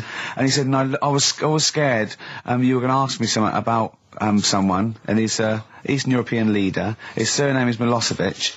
And Carl said, so I learnt it this week, and learnt it so you can't catch me out in case you start. I said, what? And he said, he thought about it, and he went, Flobodan Milosevic. Got the surname right, though, didn't he? So what's his name? Right? What's his name? That's how Bill and Ben would address this leader. How would they have said it? Flobodan Milosevic. What's his name? Slobodan Yeah. Milosevic. Yeah. Well done. Chris Campling Yeah. did a review of the show. Right. And basically said that Karl Pilkington is a creation of Gervais and Merchant. Well, if only that were the case. He said he started off saying he liked the show. Yeah. He was excited. Said it was a good show. A lot of the jokes. I'm already questioning his critical faculties. Yeah, exactly. And basically said that we didn't contribute much, or seemingly didn't seem to contribute much, and we couldn't sort of like ad lib or anything. We just laughed at, particularly me, laughed at Karl Pilkington, who was coming up with some, quite funny stuff. Yeah. Right? But then he does a twist on it. He goes, but the thing is, we're the puppet masters. He's a created person. We've created the persona Karl Pilkington for our own amusement. Right. He bases this on simply that we talked about... What was it we talked about? The Chinese not aging well, and Right. he heard him talk about that on my DVD. But clearly I say, Karl, remember when you were talking like that? It's a news, or remember in the week, and so he thinks it's all scripted now. Imagine if this show was scripted. I'd be ashamed. Yeah. If this show was scripted, I would send back the BAFTAs for the actual shows we've written, and I would say... I'm not having a go at Chris Campling. He's nice about our other work. He likes The Office, and he Yeah. likes my stand-up and everything, and he likes the show, but he's saying... Because we're not spontaneous, we scripted this and invented Karl. So he's like, we've invented another Gareth. If we had created Karl, I would not have squandered a character that good on this poxy radio station. Absolutely. Also, does he know that we spend about 3 months on half an hour script? So how long does 2 hours of drivel? But the main thing is, as if this could be scripted, it's dreadful. It's shocking. Or maybe this is scripted. Hang on, you've lost me there. Let me just check the script. Maybe Chris Campling does not exist. Maybe I've made him up. I don't know what to believe. See, the name doesn't wash with me. What was his name? Chris Campling. Sounds odd. That's something that I made up, isn't it? Campling's almost like a joke. It's almost like a gay name, isn't it? Oh, he's See, a Campling. So I think this is scripted. Yeah. I think I've probably made this whole link up, and Karl is a creation. Campling, that's not a real name. I made it up. I should have come up with something better. Yeah. Sorry. Down to the River by Bruce Springsteen on XFM 104.9. So, that little fella in the Times thought Karl was just a puppet. We created him. He's an actor. What's his actor's name? Brent Hogwell. We got him from Spotlight. Brent Hogwell. This stupid, dopey Mancunian accent, he just puts that on every week. Yeah, exactly, yeah. Yeah, he speaks rather like Hugh Grant. Yeah. And we just got this whole world around him. We set a whole... What do you think about that? He had his head shaved, especially. Exactly, yeah. So yeah, would he think that, maybe if he's looked online and seen me head, and he's noticed how round it is and that, does he think it's sort of been, morphed into that shape just for the show, just for 2 hours on a Saturday? Yeah. You spend 5 hours in prosthetic makeup like John Hurt in The Elephant Man. Everything about him was made up. Yeah. We created him, because I remember coming up with Auntie Nora. Oh, yeah. You said, Rick, we need another character. I said, what about giving him an Auntie Nora? Doesn't sound convincing, I said. Yeah, and you said, what is it about? I said, well, I don't know, she farted for 5 minutes and she's got a fanny like a split tennis ball. No one's going to believe that. Yeah. Oh, that brings us neatly... Well, let's put that to bed now. So, Chris Campling, honestly, we do not script this shambles of a show, and Karl Pilkington really is like this. If you want, you can meet him. I'd love to send Karl for a drink with Chris Campling. Can we do that? And then he'll eat his words. Chris, if you're listening, honestly, this isn't a stitch-up. As I say, I'm not having a go at you. It's a very well-written article. It's very, very fair. You're just complimenting on his grammar. Yeah. It's a very well-written article. No, I'm saying we're not having a go. You've typed that beautifully. It's not like he snagged us off. I would just love him to meet Karl Pilkington. People in the street come to me and say, is Karl like that? And I so want them to meet him. Yeah. Or maybe he can send in, if he's online, he can send in 5 subjects for Karl to talk about that we couldn't possibly know about, just so he knows that we just really do throw things at Karl, and that drivel comes out. Imagine if it was scripted. What?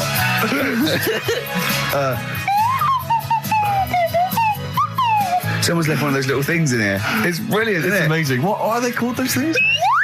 I imagine just there, I was thinking of being in the front row at a Morrissey concert and going, can I just play along?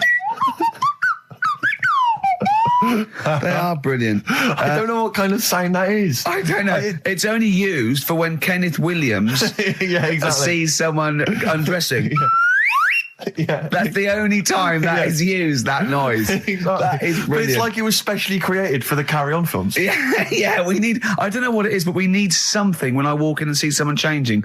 Well, what about this? There is a Light That Never Goes Out by the Smiths. I phoned Karl up in the week Yeah. And I said, what are you doing? He went, well, even though it's one of my days off, I'm just doing some research on the web. Found anything and said, yeah, I'm doing science. And then he said, you can get wigs for dogs in Tokyo. That's his scientific fact. And I went, what do you mean? Dogs, if they need a wig? I said, if they need a wig, what? Dogs going bald? And he went, like, this is fine to him. He went, it's a stressful city, Tokyo. The world's all right with Karl. He's always got an explanation. I've only ever seen him confused once. When in Edinburgh, he looked out of his window one day and he saw a bloke putting a parking ticket on some rubbish. Yeah. And that genuinely confused him. Yeah. He couldn't work out, could you? It's a bit weird, isn't it? And the woman breastfeeding her 8-year-old child, you didn't like, did you? I don't like that. But the what's the name? Animals with wigs. I kind of thought, after I put the phone down to you, I kind of thought about it, thought, yeah, it's a bit daft, that. Are you sure it's not the ageing pop group? No. The Animals? But when you think, have you ever seen like a bald pet? No. It's weird. What do you mean? Because my mum, we had a cat, we used to get through loads of cats because we lived on a... Oh, God, it started early today, isn't it? What do you mean? It's only 10 past one. What are you doing? Running a restaurant? We lived on... Oh, God, what do you mean? No, we lived on like a main road. Oh, yeah. Right? So Yeah. we used to get through a lot of them. My dad It was kept their saying, risk. you know, stop wasting money, you know, it's not Stop good. wasting money, not wasting cats. Right, so anyway, we had this cat that was ill all the time. And It's just bag of news, probably. Yeah, malingerer. Yeah, I'm terrified. I'm going to which house? Rome. Oh, God, bloody hell. Rome. Don't let me go to the Pilkingtons. and it, for some reason, it kept being sick all the time.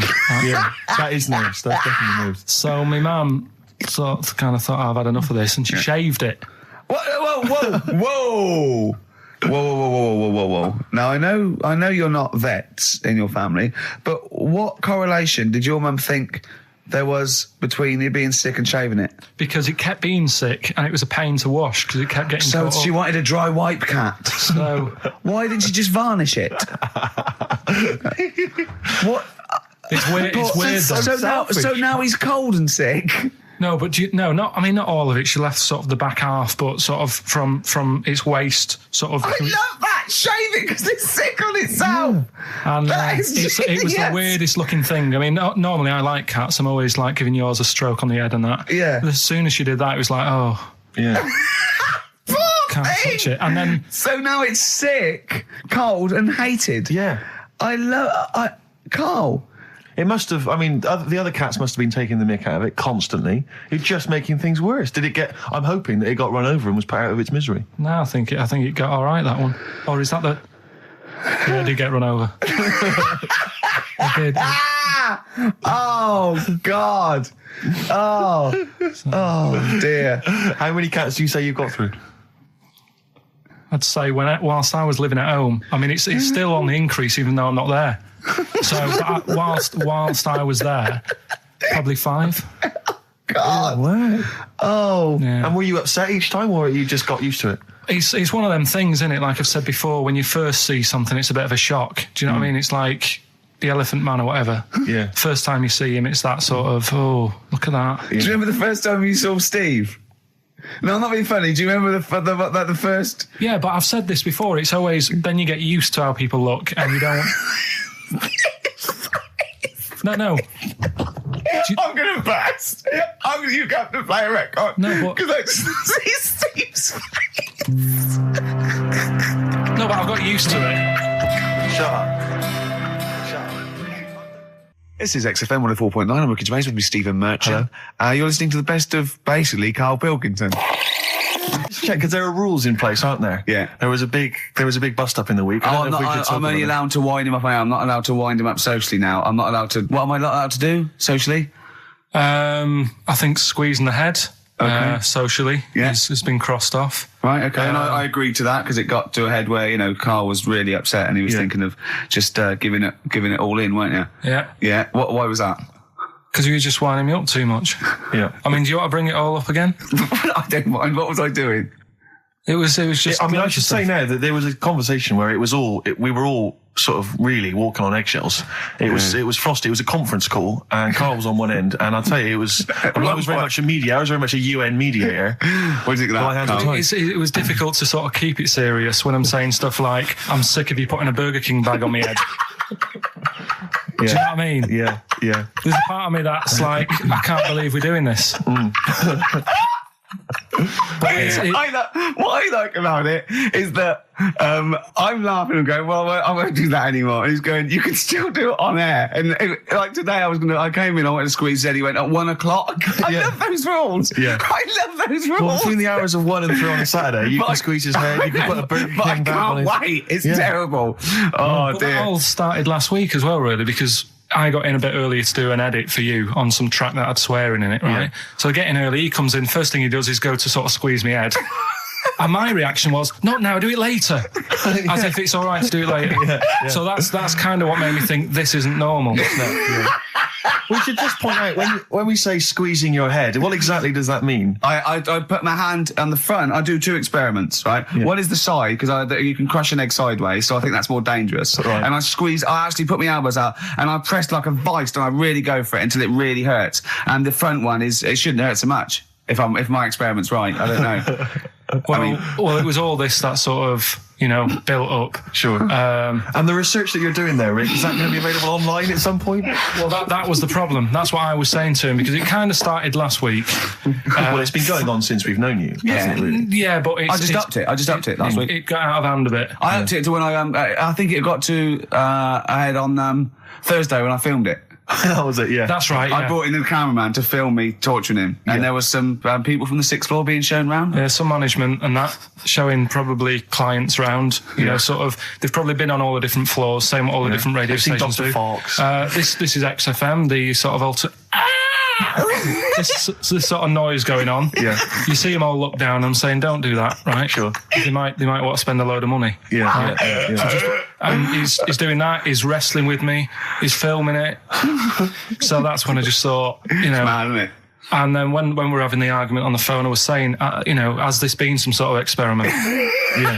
He did. He said that, and of course I lost it. Yeah. But it's all good now. Do you want to squeeze his head before we play the next I record? won't at the moment, because we've got to get on. It's not right, and that annoyed me as well. Because I was trying to find out where he was going. I was filming him. I was going on waiting for Karl. Told Johnny he's meeting a mate at 6, which annoys me on 2 counts. And I'm just doing it to the camera. So I'm gonna follow him and just turn up and go, all right, where you been? But then when I came in, he went, I'm meeting a mate, and he told me where it was. So I told him that spoils my fun. Of course. Because you'd want to just track him down. I don't want him to like it. Yeah. Which is it's sort of pulled the rug under my carpet now that he's going to let me do you know what I mean? It's just, it's a little bit annoying. Right, is this talking about diets and stuff, right? Go on. They've come up with a drug that, they tested it out on a mouse, right? They said, it's a problem that weight is a big issue in the world, and, a lot of people are depressed, and that, probably like Rick Waller. Well, right? I'm depressed looking at Rick Waller. Well, Oh. I mean, you could sort out Rick by, Jono is an old man, he's got loads of money. He's not old. No, but he's getting on a bit, right? He's about no, but my hang on a age, minute. What I mean is he does his own shopping, right? So I bet it's hard. What do you mean? Because he's like, how old is he? 35. Right? He's got loads of money. He does his own shopping. So when he goes to the supermarket and he passes, the sponge cake section, it must be tough when you've got loads of money to burn that you go, oh, just one more. Yeah. One more. Look, we are getting close to libel here, I think. No. But I'm saying how it is, because Right. I've tried losing a little bit of weight. Have you? And it is difficult when you're in Waitrose and you see a little chocolate muffin and you think, well, one more and I'll do without. Do you like a little chocolate muffin now and again? Yeah, right. Is that your favourite thing? So the thing chocolate is- and Let him muffin? finish his point. So the thing is, right, now with Rick, he lives at home with his mum. So why doesn't his mum just say, I'm going to buy less this week, and if you eat it all, you're not getting any more? Yeah. That's sort that Does out. he live with his mum? Sharp shot. I bet he does. 'cause So he- you don't actually know if this is true or not. No, but anyway, right, so this drug they've come up with... They've tested this on mice, haven't they? They've tested No, I'm worried if they haven't tested it on mice. Thank God for that. It's definitely been tested on mice. Definitely. They fed a mouse a load of cake, Yeah. right? And it went a little bit chubby, and he said, right, stop a minute. And then they gave it this drug that makes you lose weight. Yeah. And its weight went down, but the only bad side effect was its eyes were popping out. Well, that seems to be fine then. Let's give it to Jono. There doesn't seem to be any problem. Oh, Rick should get some of that. Hey, Struth, Doc, look at these. Oh, Jesus, Johnny, your eyes are popping out. That happened to the mice. Sorry? That happened to the mice. But what do you mean? That's the option. What do you mean that's the option? So I love the fact that your choice is either be like a fat, happy man who has the odd sponge cake, or a stick man with eyes on stalks. I mean, Steve's chosen that. All right, calm down. Oh, I sorry, thought we were mate. slagging off Rick Waller and Sorry, fat mate. people. Sorry, Let's mate. have a go at the fat people before we start on me, Rick. Yeah, no, I didn't. I forgot. I mean, it's like... Yeah. Because I got some issues and body issues. I know. But I mean, Rick Waller's grotesque, you know. Yeah, sorry about I'm that. just a little bit weird. I mean, do you know what I mean? Yeah, should we play a song and... Well, I'm sort just of- a little bit offended. That's upsetting. Carl, have you ever logged on to Friends Reunited? It was the site that everyone was talking about last year. No. Are you aware of the concept? I've heard about it, but there's no one from school who'd want to see it Hook up with. again, really. So basically, for those that don't know, you have to log on to his website, and then you can it helps you track down your old schoolmates if they've also logged on and stuff. And we took the liberty, really, of looking on the Friends Reunited site and typing in your school and trying to track down any of your old mates. We didn't get in touch with any of them, don't worry. We didn't do that. We're We not don't going to want you surprise to. you with them now. No. But I was just interested to know, like, some of your thoughts on some of the names that I could run past you. I mean, these are people from your year. Just tell me if you recognise the names. Sarah Morris? God, yeah. Remember her? Go on. You're grinning. What's the thought? Go on. No, just, she was alright. She was a popular one. What does that mean? She was nice. Yeah. Okay. Okay, what about Darren Buckley? He was one of my best mates. Was he really? Yeah. Seriously? Yeah. What do you reckon he's doing now? Do you still keep in touch? When my mum and dad were still in Manchester and they had a butty shop, he used to go in because the bookies was next door. I know the way you paint a picture. If you did this in your history exam, Carl, you will walk it. Go on. So your parents had a butty shop. There was a bookies next door. Yeah, and he liked having a bit of a gamble, so he used to, I think he works for some insurance company. Do you think that his fiancée Beth knows he's got a gambling problem? Or that his 2-year-old son Lewis? No. Yeah, they live in Cheadle Home. Hume. Cheadle Hume. He must be doing well. 'Cause it's He's still supporting the Blue Army and frequents the shrine on a fortnightly basis. funny thing with him is, right, when I used to stay over at his house, and his dad was a copper, and I remember his dad came down and said, right, I want to see you two. And I thought, oh God, what's happened? And got us round the table. And he said, do you know much about drugs? So we were like, what's all this about? So he goes, you know, they're not good for anyone, you know, the stupid thing to get into. And we're like, yeah, we know. And he went, you know, do you? We said, yeah. He said, what's this then? And he'd found something in his bedroom, and it was a Skittle. What, the sweet? Do you know little sweets with the S on it? And Oh, really? Drugs. Yeah. So he said, well, yeah, it's a Skittle. Yeah, I know what it is. Oh, he was bluffing like that as a slang word. Yeah, he thought because he was a copper, he probably had to be down with all the terms and that. So we said, oh, it's a Skittle. And he said, yeah, I know what it is, but what's it doing in your bedroom? Oh. It was like, no, it's a toffee. So, Darren there. Yeah, I know, it's a toffee, it's a squib, it's a, yeah. Well, do you know what happened to me on the way in? Go on. A homeless person called me a dickhead. How did he know? Do you know him? Is that why? He's like the local big issue fella. Oh, yeah. Yeah. And he knows me, he sees me walking up and down the street. Oh, that's how he knew you. Right. So normally I have a bit of a chat with him and that. And I walk past him, and you know, I can be a little bit cheeky with him because I've been cheeky with him in the past with stuff. You pinched his arse. No, just, you know, saying stuff like, God, you're always there. I mean, you got home to go to and stuff like that. Yeah, No, just breaking the ice. Go No, on. but he knows, and he'd laughed at that, right, Yeah, last time, so I thought yeah. I can be a bit cheeky, right? So he goes, do you want a big issue? I said, no. He said, come on, I've got loads of them, right? So I sort of said, when I was a kid, and I used to do a free paper around the free papers one, I said, just put them in the bin and go home, right? And he went, yeah, but how am I going to get any money doing that, you dickhead? You see, I can see his point. He is homeless and having to sell newspapers to get 50p or a quid or whatever. Yeah, and sometimes I treat him, right? And today I didn't have any money. I had a takeaway last night, and I normally give them £1, and I felt bad not being able to do that because I didn't have any money on me last night. Right. I couldn't look him in the eye. Did you explain this to the homeless person, the traumas of the takeaway without the tip?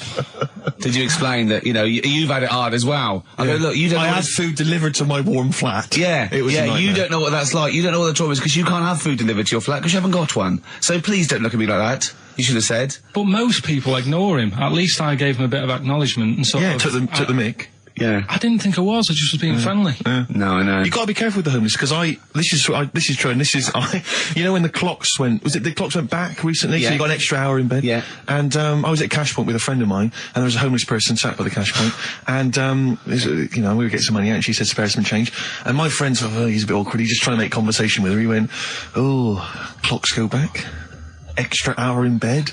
Oh, no. I gave her £2. I felt so bad. He didn't do it intentionally. He didn't realise what he said. Just making conversation. bumbling. It's tricky making conversation with the homeless because there's so many areas you've got to avoid. You know, what was on the telly. Yeah. You know. Although I get recognised by homeless people and think, are they? I don't know where. But you've got to remember that's very much your demographic, Rick. Yeah, You know, people who watch TV through the window of Dixon's. In Dixon's. Yeah, there was a Ricky Gervais is on. Yeah. Pop the telly on. They can smell the alcohol on you. They think you're one of them. You're listening to the best of, basically, Karl Pilkington. Lloyd Cole. She's a girl and I'm a man. Good that, innit? On XFM, 104.9, Ricky Gervais, Steve Merchant, Karl Pilkington. As ever, Rick, there's always someone who steps in to defend Karl. Okay, what is the defence? What is the defence? Here's an email from Scott Coomer. He says, Karl is actually right. I've got an A-level in statistics and probability. It doesn't matter how long they have and how many monkeys you have. You cannot guarantee they would type the complete works of Shakespeare. Infinity makes it probable they would get it right, but not definite. Yeah. Well, yeah. Yeah. That's what I was saying. No, you weren't saying, Karl. You don't understand it. Infinity sort of sorts it out. That if they do anything, they nearly do everything, won't they? No, I mean, they'll give it a good shot.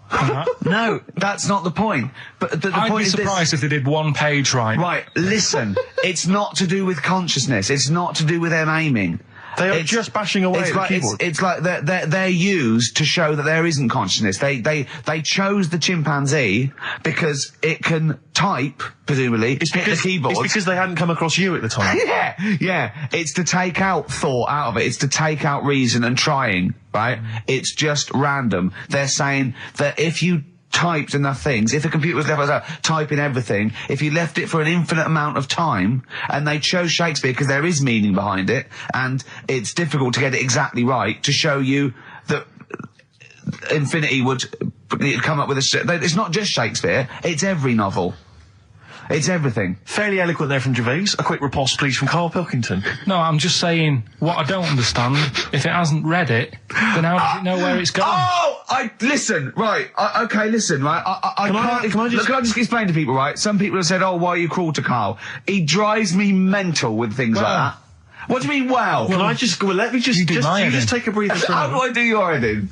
He keeps coming in the week. You know that I work here properly, in the week, don't I? Yeah. I've got a proper job, yeah? Yeah. Should be 9 to 5, but I normally get in at about 8 o'clock and work A lot till of people about getting 8. 8 o'clock. Working hard, trying to do my job. 3 times this week, I've been rushing around. I walked past my little studio. He's sat in there, all right? Now, because I've got this sort of job, I can get away with it. I said to him, if I was a doctor, would he keep coming to me practice? If you were a doctor, there'd be severe problems with the NHS. Imagine that. The standards would have lowered so much if you can arrive at the hospital, you're a We'll doctor. pop in, I'll go to lunch, don't we? We have a little lunch break, don't we?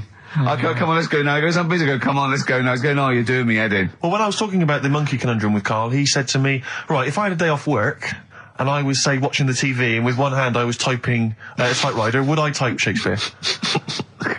I mean... Yeah, but you see, there's certain things. We were talking a little bit about this stuff the other week, weren't we, when we said, you were going on about Einstein, and I said he's not that good. E equals MC squared. It sounds good, but I've never used it and that. Right? I've never used it! You haven't used 2 and 2 equals 4, Karl! The fella with an apple fell on his head. it could have been anyone sat under that tree. Do you know what I mean? It's just annoying. Lucky. And It just happened to be a genius. Newton gets all the credit do you know for what his I mean? laws of the universe. Well, other people were working whilst he was having a lunch break under the tree. Okay. So in a way, it's like he didn't deserve to have that success story. Again, forget the apple and the tree and whether he was sitting down having a lunch break. It's totally irrelevant. Yeah, but what I'm saying is there's certain things that will just happen. You know, it's like, I think we were talking, when we were out eating the other week, we were talking about Noel Gallagher. Well, this is reason the monkey discussion came up, right? Noel Gallagher. I don't know what to say. I don't know what to say. Rick, I don't want to misquote Noel. I'll be like Herbert Lom in Clouseau. I'm going to get a twitch whenever he opens his mouth. I don't know where to start with some of his statements. Well, as I say, this discussion began because we were talking about a quote that Noel Gallagher supposedly gave. Now, I don't want to misquote Gallagher, but the gist of it was that he said, had I written Wonderwall or whatever, instead of the Beatles writing Strawberry Fields or whatever, I'd be the one that was considered the great songwriter and it wouldn't be the Beatles. You know, it's just the fact that they came first that meant that they get all the credit as being the greatest band. I don't know where to start with that statement either. I mean, that's Gallagher's thing, and he's, you know, well, whatever. We know what we think of that. What was your point, Carl? You agreed with him, didn't you? Yeah, I reckon, right? Do you know we've talked about putting a baby in a room before and it'll know what colour it is and stuff? If you got a room that's painted red, right? But forget that, because that's going to confuse Hear him out. Listen to me. Say if they did some new TV show, right? Like, what's that film with Jim Carrey in where The Truman Show. The Truman Show, right? So they make up a little room and some woman has some kids and you say, right, let's put the kids in this room, and they don't know what's going on outside. They don't know anything about, like, EastEnders and that. It's like their little world, right? They don't know anything that's gone on. How could a child survive without EastEnders? Right, listen. So you sat in the room, right? And then when they're all asleep, right, Wait for this bit. someone Have you heard this? Yeah, bit? wait for this bit. They're all in a room. Yeah. They're asleep. Yeah. someone pops in, puts a guitar next to the bed, right? Nips off out again. They wake up in the morning, and one of them goes, "What's this?" They don't even know it's a guitar because they've never seen one, right? They're talking English though. Yeah. We just left guitar out of the vocabulary. Right. So There's plenty more to come. one of them will pick it up and they'll go, "I don't know what it is," and they'll start strumming. They'll go, "That sounds good, doesn't it?" Give them a few weeks, they could come up with Hey Jude.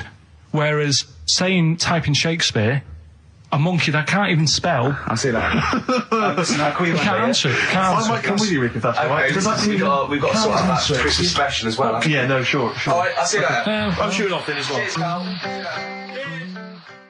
In the week, I called Karl up. I said, "How are you, mate?" He went, "Not too bad." Now, as you know, his girlfriend's been away for ages, hasn't she? Covering the World Cup, the African Nations. Cup. She's a sports journalist. Well, yeah. All right. Okay. I love the fact you're thinking, what does that mean? Like, well, she's not much of a journalist, Rick, to be honest. I've read some of her stuff. No, but she's not on air. She does stuff, you know. Yeah. Behind the scenes. Yeah. Sure. A lot of journalists do. You always want to make clear that you're not going out with Kate Adie. That's what you want to make clear, isn't it? Yeah. Now, so she'd seen none of the meteoric rise of Karl as a Right, 'cause broadcaster. she's been away for the whole time a since you've sort of raconteur, become... a wit, Yeah. a cult figure, to be honest. And he hadn't told her this, so apparently he went home and she was sitting there looking a bit grumpy. He went, "All right," so yeah. She went, "Should we go out then?" She went, "I'm not sure I want to go out with an idiot." Right? Oh, no! Yeah, and she went, "Loch Ness Monster. Why don't you just think? Of course the Loch Ness Monster lives in Loch Ness." And she was giving a bit of a hard time. And she went, "That's why he said, "That's why I didn't tell her. I didn't tell her really." Same thing happened when I was at school and I had to play drums in Little Donkey. I didn't tell my parents, right? But my dad turned up anyway. And what happened? He How old were you, Carl? well, it was the school that I used to go to. Oh, yeah. Like- Oh yeah. So- You went. Well, you used to go to the school you used to go to. No, but what I mean is, on. I didn't go to secondary, did I? So I missed a lot of that. Sure. But primary, I liked. Oh, it was okay. all colouring in and stuff. Yep. And it was a Christmas play, and I managed to get a part in it. And, Did you audition? got a part in it, and I should have been playing the drums to the one about Kings. We Three Kings. Yeah. Yeah. I was meant to be doing that, but Little Donkey came on, and it was one of the. What do you mean came on? That was like next up on the next song, Right. and it's one of them songs that you can't help sort of. Tapping along to. Yeah. Do you know, like if I was to go, Yeah, you'd have to finish it with... Yeah. Do you know that they actually send that into space? Do they? And What, hoping that aliens will respond with that? yeah, they do that because apparently it is one of them things that you can't help. What, even if you're an alien life form? Yeah. They know that, do they? Yeah. But anyway, What, because they watch Star Trek or something? Knock, knock. Yeah. no, seriously. Is it true, like, if you send out knock knock into space, they have to say, Oggy, oggy, oggy. Oh, that is You great. look into it. Seriously. Oh, hold on, what's something out there? What's a little green fella? That is great. Yeah. So anyway, That is Little Donkey is like one of them tunes that you can't. And I was there, and they had the drumstick, and I thought, oh god, The drumstick. I could feel myself. And anyway, just wanting to do it, yeah. I started going along and playing Little Donkey, which I wasn't meant to do, but it went down such a storm. What, were there people like parents and that dozing off, and then suddenly they heard your version of Little Donkey, and they thought, wait a minute, now it's really picking up. What do you mean? I'm glad we paid £1.50 for this. What do you mean it went down such a storm? I'm going, hold on, was it like when People have Ringo... lighters in the air. You know, like when Ringo joined the Beatles, now Yeah. going, boo, Pete Best, but he went... Yeah, And I went, whoa! Oh, No, God. but the teacher just said, oh, it went down really well, you can do that again tonight, Right. when you're in it again. But anyway, so my dad was there, and... And you hadn't told him about this performance, so no, I he never just did. turned up I off never his own did. back. I never took the letters home and stuff to No. show my mum and dad, because it just put me off. So, anyway, he turned up, don't know why, he must have heard from someone else's dad. Yeah. He turned up, and he swore about me, which Did he? I don't... Could you What- use Do you think a word it's allowed that's... to be said? The word? Of course it is. Right. If you got a kid in the car or anything, you can turn it down now. can't you? Yeah. Right. But he said, there was a guy stood next to him with a camera, big video camera, filming it, and he said, "Yeah, film it, but try and avoid getting the twat in the hat in the shot, because I had one of those porters, you know, the little round pork pie hats on. Right. This is so sad. What, was this a nativity play? It was about Jesus and stuff. Yeah, well, there was a porter there helping him with his bags. Of course there was, I forgot. I yeah. mean, Mary and What, Joseph, managing the they got stable? there. Yeah, because Sure. it was the hope, you know, because the inn was full. Yes. But I think the porter doubled up with the inn and the stable. Right, that was nice. So of he, him. yeah, He yeah, carry bags over, yeah. yeah. No, so yeah. You're right though. I don't know why I was wearing one of them, but I was. And And your father said that, and how did you know your father said that? Did you he told hear me it? about it later. Oh, he told you about it later? Yeah, I was talking about stuff I'd done at school, and he said, "Oh God, remember that?" And I spoke to him the other day about it, Right. and yeah, Oh, God. it's a shame. So that was the end of your sort of drumming career, really? Because it could have been, I mean, you know, the audience loved it the night before. Yeah. You could have, like, been, who knows, a whole new world for you. Yeah. Have you done any stuff? I've never drummed. I wish I had, man. I wish But I had. that is That's a movie story, but is that, and that's why you don't tell, your mum and dad don't know you on the radio, do they they? think when they were down the other weekend, they had to come in here. I just said, "Oh, just go in and press the buttons." Because they could listen on Sky Digital, couldn't they? They could do. But you wouldn't want that, would you? I don't want that. No. Play a Carl- record, and I want to talk to you again a little bit about this later. yeah. This is the Best Of Show on XFM 104.9. I'm Ricky Gervais, with me Stephen Merchant. Yes. I hope you're enjoying the Best Of. Bit of David Bowie. When's that ever at anyone, Steve? Never. Lady Stardust off Ziggy Stardust and the Spiders from Mars on XFM 104.9. I'm Ricky Gervais, Steve Merchant. Karl Pilkington is in the middle of educating me. Then, educate me. Did I tell you the time when the doctor said I was going to die? All right, keep talking. Right, ages ago. Must have been about 15, right? And at lunchtime there was this. We used to have a choice of stuff to do at lunchtime, right? We used to have like a burger place that had an arcade machine in it, right? So we used to go there and play on that and have a burger. Or there was this baker's, right, that my mum worked at, and did great cakes and stuff, right? So she used to like bring some home and that, but she couldn't always bring them home every night because, you know, they'd cost money, and she used to get them for free. And they used to say they'd rather chuck them away than give them to the staff because there's a chance that the cream might be off. Right. Right, so they used to chuck them round the back. So I used to go round the back with my mate and eat a load. Brilliant. Scavenging, eating out of bins. No, it wasn't out of bins. They were still in trays, but they just stacked them up near the bins, right? So this got out. I mean, it used to be chocker.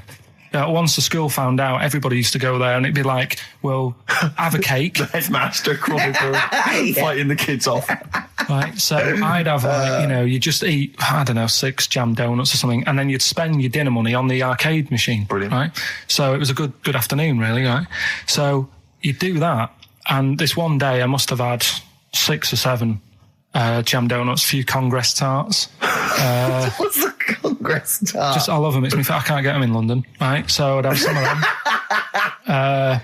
If anyone can get a Congress tart for Karl in London, please let him know. So anyway, this day, that was just a normal day. Do you know what I mean? You'd twice a week, you'd have a load of cake. In your life, yeah. Yeah, So normal anyway- day you'll have. Were the frog boys there with the webbed hands and the big heads? So- and the horse in the settee? Yeah. But the day after one of these days, I had really bad cramp in my belly. Right? Okay. I was like in agony, could hardly walk. So I said to my mum, You could hardly stagger to the free cakes. So I was in absolute agony. I said, I don't like doctors, but you'll have to get a doctor in because I don't know what it is. I can't walk. She gets the doctor round. I won't say his name, but he said, well, doesn't look like he's got long left. Blimey. So I was a bit like, hang on a minute, I've only had a few cream donuts. Yeah, My mum was panicking. sure. He went. My dad came in from work. She said, something's really bad with Karl. I think it's serious. You know, the doctor said he ain't got long left. So he said, what? He said that and just left. So she said, yeah. He said, I'll have to call him then. So he called him up, said, what's all this about? You know, Karl hasn't got long left. How long's he got? So he goes, I was only messing. He's just had some bad cream. Can you believe that? Well, the thing is, I like the fact your mum didn't ask any questions. I know. She didn't But go she into doesn't- detail. I know, Can you explain more, Doctor? No, I got a shoe off. But she doesn't. She doesn't like talking. you know, I don't want to diss you or your family, but I imagine if I was there, I'd have known the doctor was joking. Yeah. That's all I'm saying. I mean, I sound very arrogant there, but I imagine he went, what's he been doing? Yeah, I had about 6 cream cones. Oh, right. Oh, wow. He hasn't got long to live then. I'll see you later. That's what I think the doctor did. Yeah. I just love the idea your mum just let him go. Yeah. Terrified, thinking, well, I'm not going to probe him. He's that's it then. Dad comes in. Hi, honey, I'm home. Anything happened? The doctor said Karl's going to die and then left. Did he? I'll call him. But anyway, that's why these sort of things fascinate me. Rockbusters. Yes. I don't want you to have monkey news right now because we've just had a little story there. Sure. You don't want to, don't want to go too far. Yeah, go on. So we'll get Rockbusters out of the way. Have we got a winner? Yeah, come on then. See, it worries me that we've had very few entries. I think that even your mental fans aren't getting these, which is really worrying. They must be terrible clues this week. All right, well... Has anyone got them right, Steve? I think there's just one guy, who I suspect has won in the past. but Well, there we are. so what? Right, the first one. If you go out of France by boat, you might as well buy your fags when you're on that because you'll get them a lot cheaper. Brilliant. Right? Yeah. BF, Yeah. buy it ferry. Right? That's like What? buy on ferry. What? Buy on What's Brian ferry. Ferry? What's that? Is that a band? What is it? I don't know what it is. Brian Ferry. Brian Ferry? What's that got to do with buying on a ferry, though? Just because it's quite close to it. Buy on. Buy on ferry. What? Buy on ferry. Sorry, what? That's the What's your first one. first language? The second one. That's rubbish. That doesn't count. No, Brian, it's not. Brian Ferry. Brian Ferry, Bayonne Ferry. There's this little foreign cafe. It's growing its own steak. That's Delamitri. The third one. What? Sorry, what? What? What is that? What is that? Delamitri. Delhi is a Yeah. little foreign cafe. Yeah? And a meat tree and that. A meat tree? A meat tree? What were the initials for that? just D for that. Just D for that? Yeah. So not DA? So you didn't even give him a chance to get the group. Oh, they got it. Well, no. No, they didn't. Right, it's the end. Go on, right. Go on. Delhi meat tree? Deli meat tree. One word. D. Or any letter. They grind their own M. meat. M's in it. Go on. Okay, so Bayern, I love Bayern Ferry. And Can I just point out, Rick? Oxymusic was brilliant. Can I just- I love Oxymusic. Go on. Can I just point out, Rick, that we've had David Bowie? Delhi meat tree? Yeah. I don't see why necessarily Aidan, who emailed in, why he doesn't get to win because he emailed in dire steaks. Seems to be just as valid, as far as I can tell, but Delimitri it is. And the last one, if there was a Jamaican fella on the Titanic... I'm looking forward to this. With a little bit of fear. Jamaican fella, if he was on the Titanic, he probably would have screamed this. Yeah. That's Christ de Berg. Oh, I don't know what to do. Stunning. So who's the winner? I'm not going to give it to anyone. I just don't... What's the Jamaican bit got to do with it? Just the D. Just Christ de Berg. Say it again. No, I think they've worked it out now. Say it again. Christ de Berg. And who's that? What? Who's that? Who's what? Who's Christ de Berg? Chris de Berg. Who's the winner, Steve? Do you know what? I'm going to give it to Aidan because he just treated you with nothing but contempt. Steve Martin emailed in again. He got the first two, and then the last one he just emailed. I neither know nor care about this answer. I'm tempted to give him each one. Do you know what you've done there, don't you? Go on. You've put the nail in the coffin of Rockbusters. I warned you for 3 weeks, and you sort of bucked your ideas up for a little while. But Christ de Berg... Those are the worst you've ever done. The worst... Delimitri. So, and... Didn't it just put D, and then Bayern Ferry. Bayern Ferry. Bayern Ferry. So, is that it then? Aren't we doing it Play anymore? record. Aren't we doing it anymore? I'm ashamed. You're an idiot. Are we doing it anymore? I'm just going to keep saying you're an idiot. Play it a record. Are we doing Carl, it have anymore? you learnt nothing from Dr. Fox? Yeah. That's not a Sony out the window. Aren't we doing it anymore? What, you need to start working on it now, because they're so good. You need to start working now for next Saturday. Aren't we doing it anymore? Just, I don't know. Aren't we doing it? Me and Carl went out, right? With me and Jane, Carl and Johnny and Gigi, wasn't it? Gigi, Is it important who won? No. Okay. But we're walking down the street. Carl was there, though, and he can back me up on this. We had a curry. We were walking back, and this little funny homeless fella, didn't he? He, I got to tell it before I go, didn't he? Yes. He came up to me, right? And he recognised it. And he came up to me and he went, he said, I've just nicked 5 of your DVDs from HMV. And he shook my hand. He was so happy with it. And I went, right, excellent. He went, all I do is I just swing the bag over the top. Like that when I'm going out. And he had a bag full of DVDs, didn't he? And he was so pleased to tell me that he'd stolen. That great. He said they're going like hotcakes. Yeah, he said they're going up, of course they are. Yeah, you're nicking them. Yeah. I know. We get paid for them, though, don't we? So not the stolen ones? Don't we? No. What do you mean? Did you sign them for him? I know you idiot. What, so, he just nicked 5... Yeah. Well, Yeah. you say he was homeless, was he? Well, he don't know, maybe. No. Surely, how would he have seen the show? He'd just walked past Curry's one Dixon's. morning. Yeah, that's any Seen idea. a trailer for it, thought, interesting. I don't know if he was homeless. I didn't go into his home Sure. life. He shook his hand, though, and... But he went. he made Carl look smart, do you know what I mean?